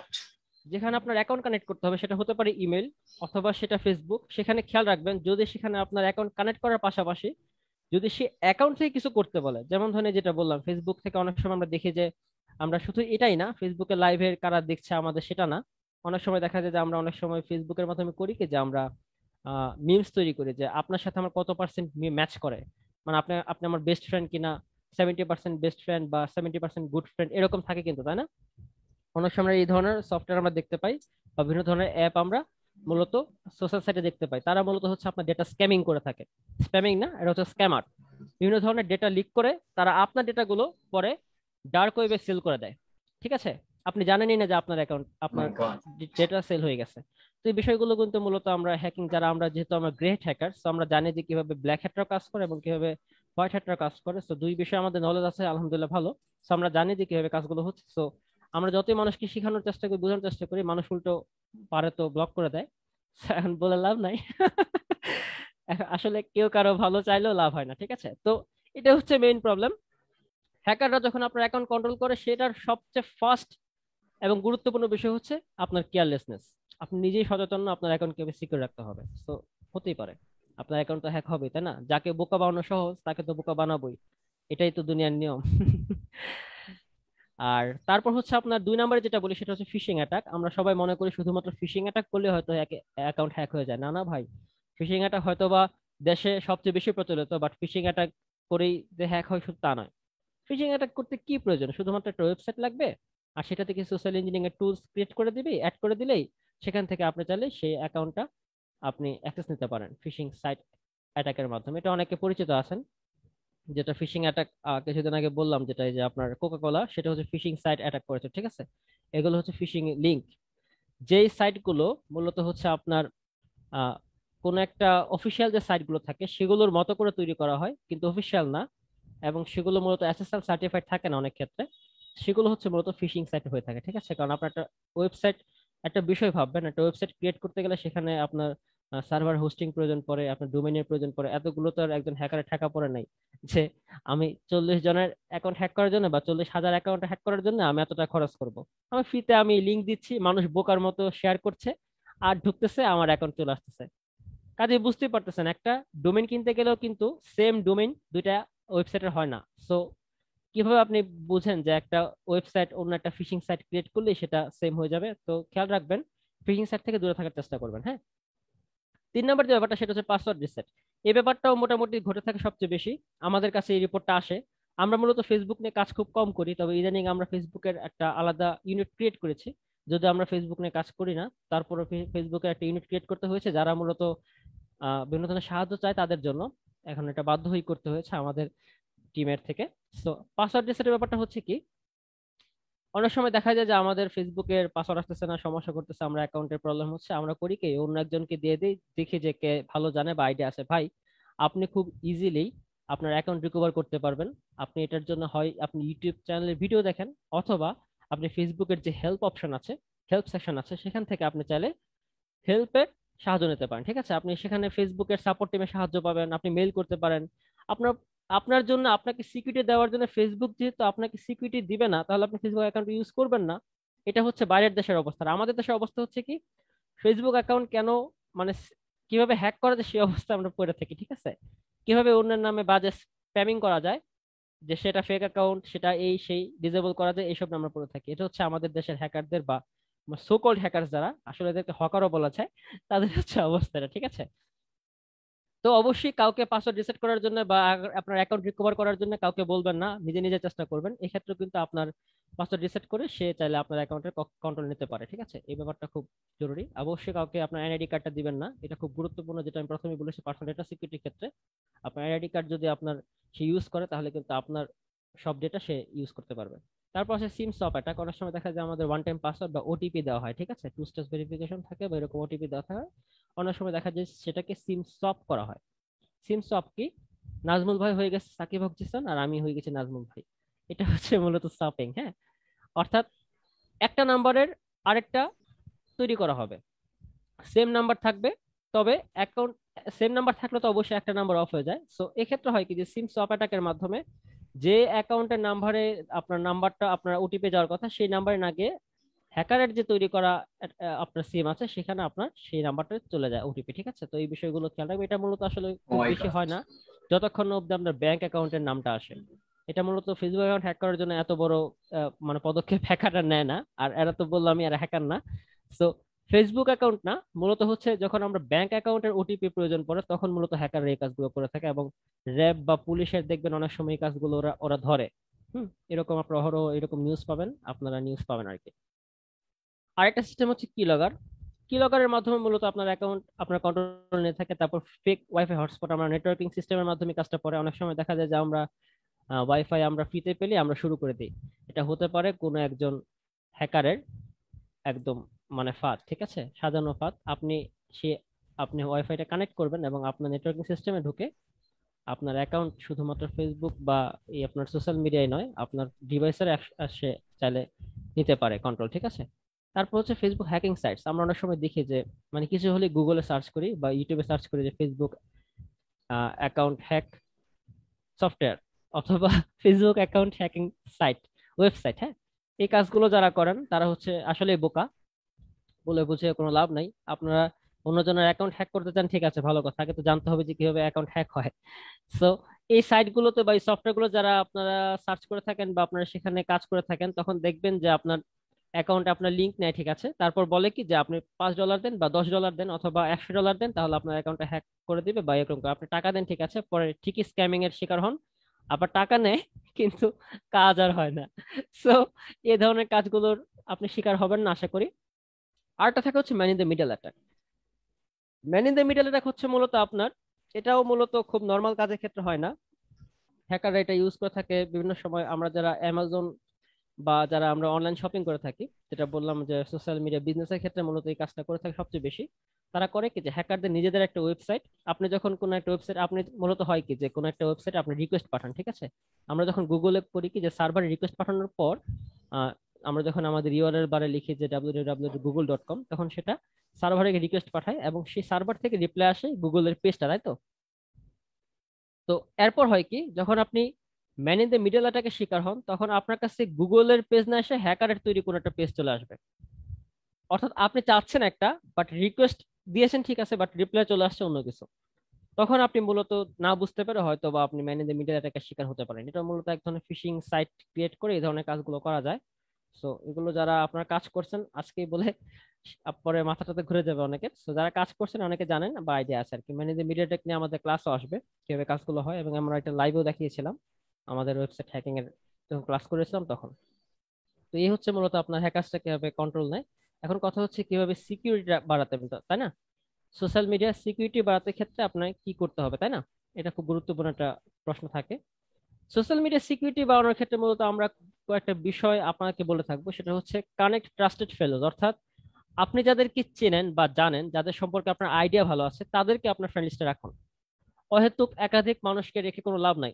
আপনি চেনেন না জানেন না, আপনার উনি ক্ষতিও করতে পারেন। হয়তো হয়তো বা এটাও হতে পারে যে আপনার উনি শুভাকাঙ্ক্ষী, উনি ভান করতেছেন বা উনি অভিনয় করতেছেন, কিন্তু আসলে উনি শুভাকাঙ্ক্ষী নন, উনি ওই স্ক্যামার টিমের মধ্যে একজন, ঠিক আছে? সো চেষ্টা করবেন নিজের পরিচিত মানুষগুলোকে নিজেদের ফেসবুক ফ্রেন্ড লিস্টে বা আপনার কানেকশন লিস্টে রাখার, ঠিক আছে? তো অবশ্যই যেটা মেন কথা হচ্ছে কি থিঙ্ক বিফোর কানেক্টিং, অর্থাৎ কানেক্টিং এর ক্ষেত্রে অবশ্যই আগে চিন্তা করতে হবে যে কাদেরকে কানেক্ট করতেছেন। তারপর হচ্ছে ইউজ স্ট্রং পাসওয়ার্ড, অবশ্যই পাসওয়ার্ড ক্রিয়েট করবেন স্ট্রং। আমরা অনেক সময় দেখা যায় যে আমরা খুব সিম্পলি পাসওয়ার্ড দিয়ে থাকি, অনেক সময় দেখা যায় যে আমরা ফেসবুকের পাসওয়ার্ড দিয়ে কি আমরা শুধুমাত্র ফোন নাম্বার দিয়ে বসে থাকি। ভাই আপনার ফোন নাম্বার তো মানে নর্মাল, ঠিক আছে, কেউ যদি আপনার কাছে কেউ থাকে আপনার ফোন নাম্বার জানে, তো আপনি সে চাইলে কিন্তু আপনার অ্যাকাউন্টে হঠাৎ করে ইচ্ছে করলো আপনার ইমেল অ্যাড্রেস জানে, ফোন নাম্বার জানে বা ফোন নাম্বার জানে, ফোন নাম্বার দিয়েই পাসওয়ার্ড দিচ্ছেন, সেম জিনিসটা ইউজ করে সে আপনার অ্যাকাউন্টে ঢুকে গেল। তো এই কাজটা করবেন যে স্ট্রং পাসওয়ার্ড ইউজ করা। স্ট্রং পাসওয়ার্ড কিরকম হয় সেটা হচ্ছে আপনার আপার কেস লোয়ার কেস থাকে, তারপর আপনার সেখানে কিছু অ্যালফাবেটিক কিছু আপনার থাকে। তো এই বিষয়গুলো চেষ্টা করবেন যে একটা স্ট্রং পাসওয়ার্ড তৈরি করা, ঠিক আছে? তারপর হচ্ছে আমি এটা সবাইকে বলে থাকি যে লক ইউর প্রোফাইল। আপনার প্রোফাইলটা লক করে রাখেন, যদি না আপনি খুব বড় ধরনের সেলিব্রিটি না হয়ে থাকেন তাহলে আপনার প্রোফাইলটা লক করে রাখাটাই বেটার, ঠিক আছে? এটা মূলত খুবই গুরুত্বপূর্ণ, কারণ আপনার প্রোফাইল লক থাকলে হবে কি, মূলত হ্যাকাররা করে কি, যে ইনফরমেশন গেদার করে থাকে, ঠিক আছে? আপনার সম্পর্কে যখন কোনো কিছু জানতে পারবেন না, যেহেতু উনি আপনার কানেকশন লিস্টেই নাই এবং আপনার প্রোফাইলটিও লক আছে, তো তিনি জানতে পারবেন না যে আপনি কি করতেছেন না করতেছেন। তো আপনার সম্পর্কে আইডিয়া যখন খুব কম থাকবে, তখন কিন্তু হ্যাকার চাইলে আপনার কোনো ক্ষতি করতে পারবে না, ঠিক আছে? তো এই বিষয়টা মাথায় রাখতে হবে। অনেকে বলে যে লক করা প্রোফাইল ফ্রেন্ড রিকোয়েস্ট পাঠাইছে কেন, আপনার অ্যাকসেপ্ট করার দরকার নাই। উনি ওনার অ্যাকাউন্ট লক করে রাখছেন ওনার সিকিউরিটি পারপোজ, ফেসবুক ওনাকে সিকিউরিটি অপশন দেওয়া হয়েছে, সো উনি অ্যাকাউন্ট লক করে রাখছেন ওনার ব্যাপারে, এটা ঠিক আছে? আপনার প্রয়োজন হলে ওনাকে ইনবক্স করেন, ভাই আপনি আমাকে রিকোয়েস্ট পাঠাইছেন, আপনার সম্পর্কে জানতে চাই। উনি যদি রিপ্লাই দেয়, ভালো কথা, কথাবার্তা বলবেন, তারপর আপনি চাইলে চেনা পরিচিত হলে আপনি কানেক্ট করতে পারেন। তারপর হচ্ছে ডোন্ট শেয়ার কনফিডেন্সিয়াল পোস্ট। কখনোই কোনো রকম কনফিডেন্সিয়াল পোস্ট শেয়ার করবেন না। অনেক সময় দেখা যায় যে আমরা খুব গুরুত্বপূর্ণ কাজের আগে আমরা পোস্ট শেয়ার করে বসে থাকি, তারপর হয় কি সেই ডেটাগুলো লিক হয়ে যায়। অনেক সময় দেখা যায়, যেটা বললেন ভাই, যে একজন হ্যাকার করছে কি, যে একদম প্রথম থেকে বলছেন একটা গল্প বলতে, আমি গল্পটা বলছি। এরকম এখনই বলতে হবে গল্পটা, মনে করি। তো গল্পটা হচ্ছে এরকম, আহ এটা মূলত ঢাকার বারিধারার কাহিনী। আমাদের কাছে রিপোর্টটা আসছে। রিপোর্টটা হচ্ছে হচ্ছে কি, যে ঢাকার বারিধারাতে একজন ভদ্রলোক, উনি মূলত এক ভালোই কর্পোরেট জব করেন। তো উনি আমাদের কাছে রিপোর্ট আনছেন যে ভাই, কাহিনী শোনেন। ব্যাপারটা হচ্ছে কি, যে গত 6 মাস যাবত এই প্রবলেমটা ফেস করতেছিলাম। পরে কিছুদিন আগে পুলিশকে জানানোর পর তারপর সেটা আমরা ওনাকে বলছি যে আপনি পুলিশে ইনফর্ম করেন, তাহলে ইনশাল্লাহ এই ব্যাপারটা সলভ হবে। তো উনি বলতেছেন কি, যে ভাই আমার স্ত্রী হচ্ছে সবচেয়ে বেশি ফেসবুকে সবসময় পোস্ট করে থাকেন। বাচ্চাকে খাওয়াচ্ছে, ফেসবুকে পোস্ট করতেছে। বাচ্চাকে নিয়ে স্কুলে যাচ্ছে, ফেসবুকে পোস্ট করতেছে। তারপর বাচ্চা কখন কি করতেছে, ফেসবুকে পোস্ট করে, অর্থাৎ ইচ এন্ড এভরি টাইম উনি ফেসবুকে ওনার কনফিডেন্সিয়াল পোস্টগুলো শেয়ার করতেছেন। এটার মাধ্যমে যার টার্গেট ছিল একজন একটা টিম, ঠিক আছে, দুজনের একটা টিম বলা যায়, ওরা করছে কি, অর্থাৎ তিনি কখন বের হন এটা তো টাইম থাকে, তাই না? মানুষের কিন্তু একটা আমরা যতই যত কিছু করি না কেন, হয়তো আমরা খেয়াল করি না, মানুষের কিন্তু একটা, আমরা নিজেরাই নিজেদের নিয়মের মধ্যে পড়ে যাই। যেমন ধরেন আমরা প্রতিদিন সকালবেলা একটা নির্দিষ্ট টাইমে উঠে পড়ি, আমরা যদি সেই টাইমে না উঠি, ঘুমটা কিন্তু তখন ভেঙে যায়, ঠিক আছে? তা আমরা নিজের অজান্তে হয়তোবা আমরা রেগুলারিটি মেনটেন করে ফেলি। তো সে করছে কি, যারা দুর্বৃত্তরা আছে তারা করেছে কি, সেখান থেকে সেই মহিলার ইনফরমেশন গুলোর মাধ্যমে সে বাচ্চাটাকে তারা কিডন্যাপ করে ফেলছে। দেখেন ব্যাপারটা কতটা ভয়াবহ ও পর্যায়ে চলে মাই গেছে, গড। শুধুমাত্র ফেসবুকের পোস্ট থেকে, ঠিক আছে? কারণ দুর্বৃত্তরা জেনে গেছে যে কখন সে বের হবে বা কখন সে কি করতেছে, সব ডিটেলস জানে। এবং এই পোস্ট, সেই ব্যাপারটা আবার সে ফেসবুকে পোস্ট করছে। বাচ্চা কিডন্যাপ করছে ভালো কথা, সেটা আবার ফেসবুকে পোস্ট করেছে। এরপর কিন্তু যেটা একটা ডিমান্ড ছিল, সেই ডিমান্ডটা আরো বাড়িয়ে দিছে। কারণ এখানে কিন্তু রিস্ক চলে গেছে, ঠিক আছে, একটা রিস্ক চলে ও আসছে। মাই গড। দুর্বৃত্তদের জন্য একটা রিস্ক, এখানে কিন্তু তার জীবনও যেতে পারে। এই বিষয়গুলো নিয়ে আমাদের কাছে রিপোর্ট আসে এবং আমরা তাদেরকে বলি যে আপনারা র্যাব বা পুলিশের হ্যাঁ সহায়তা হ্যাঁ, নিন, আমরা তাদেরকে ওরা নাম্বার বাঁচার দিই। জন্য যে যে যা কিছু করতে পারে। Right, exactly. সো এরপর তারা র্যাব বা পুলিশের সহায়তা নিয়ে সেখান থেকে তারা দুর্বৃত্তদের সেই মহিলার ফ্রেন্ড লিস্ট থেকে খুঁজে বের করছে যে আসলে কারা হতে পারে। এরকম প্রায় 5 থেকে 6 মাসের মধ্যে তারা এই কাজটা করতে পারছে এবং বাচ্চা পাইছে, ঠিক আছে, কিন্তু টাকা তো গেছে অনেক। বাচ্চা হয়তো তার টাকার বিনিময়ে দিয়ে দিছে, কিন্তু ওদেরকে ধরতে হবে। এরা আজকে সাহস পাইছে, কালকে আবার আরেকটা ক্রাইম করবে, কিন্তু এভাবে তো করতে দেওয়া যায় না, তাই না? সো তাদেরকে পরে ধরতে সক্ষম হয়েছে। সো এই কাজগুলো আসলে আমাদের খেয়াল রাখা উচিত। এটা মূলত প্রায় করোনার আগের কাহিনী। সো এই কাজগুলো আমাদের খেয়াল রাখা উচিত যে আমরা আসলে কি শেয়ার করব, কি শেয়ার করব না। আমাদের অবশ্যই কনফিডেন্সিয়াল পোস্ট গুলো শেয়ার করা উচিত না। সো আমরা এটা বলে থাকি যে B conscious about your personal data security. অবশ্যই নিজের তথ্য সুরক্ষা নিয়ে আপনাকে কনসিয়াস থাকতে হবে।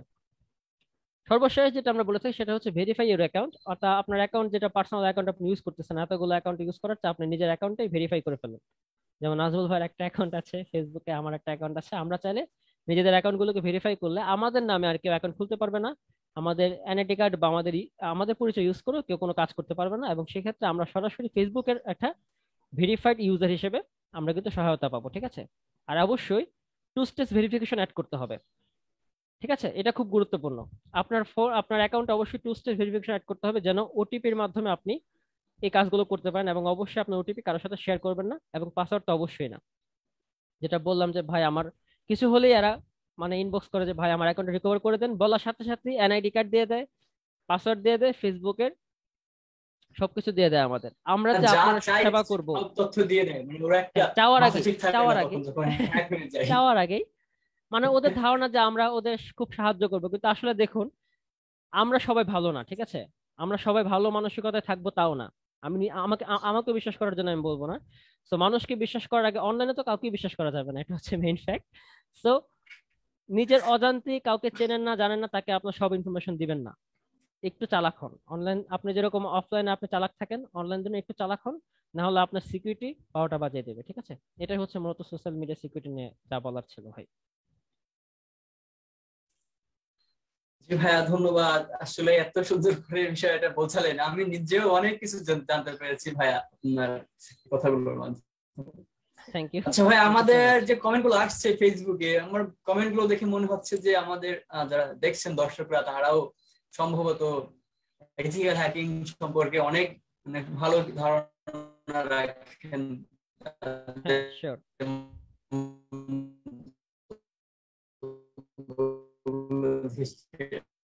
মনে হচ্ছে।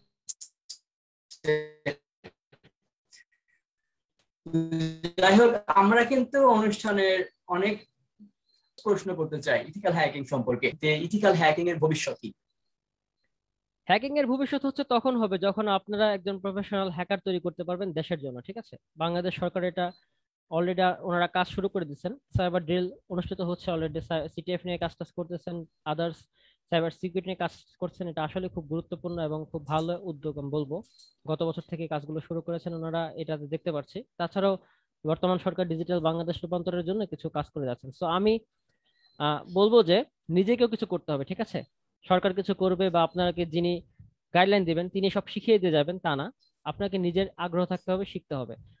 আপনি যদি একজন প্রফেশনাল হতে চান, যে বিষয়গুলো আমি মানে মেনশন করলাম একটু আগে, এই বিষয়গুলো আপনার ভালো দক্ষতা রাখতে হবে, তাহলে আপনি ভালো কিছু করতে পারবেন। আর প্রফেশনাল যদি বলতে চান যে বাংলাদেশে সেটার ভবিষ্যৎ কি, দেখুন এমন কোনো সফটওয়্যার কোম্পানি নাই যেটাতে সিকিউরিটি সিস্টেমের প্রয়োজন পড়বে না, তাই তো?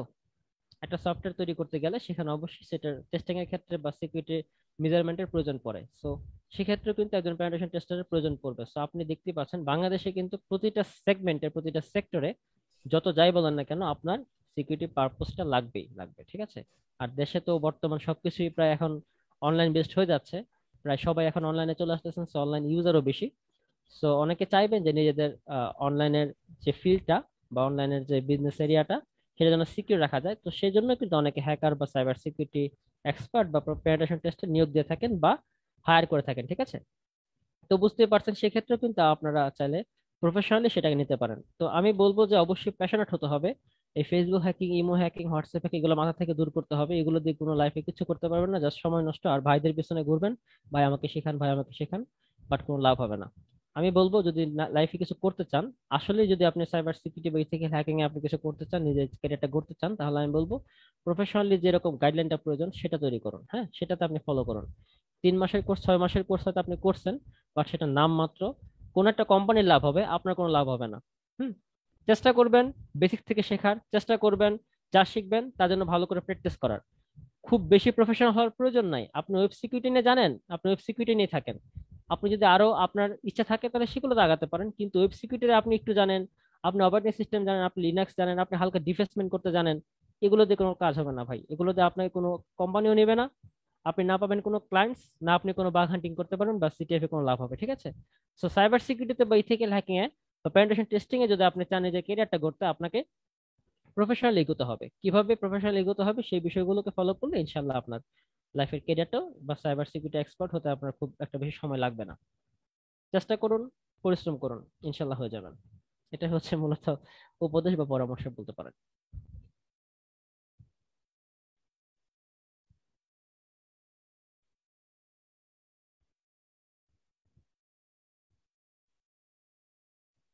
জি নাজমুল ভাই।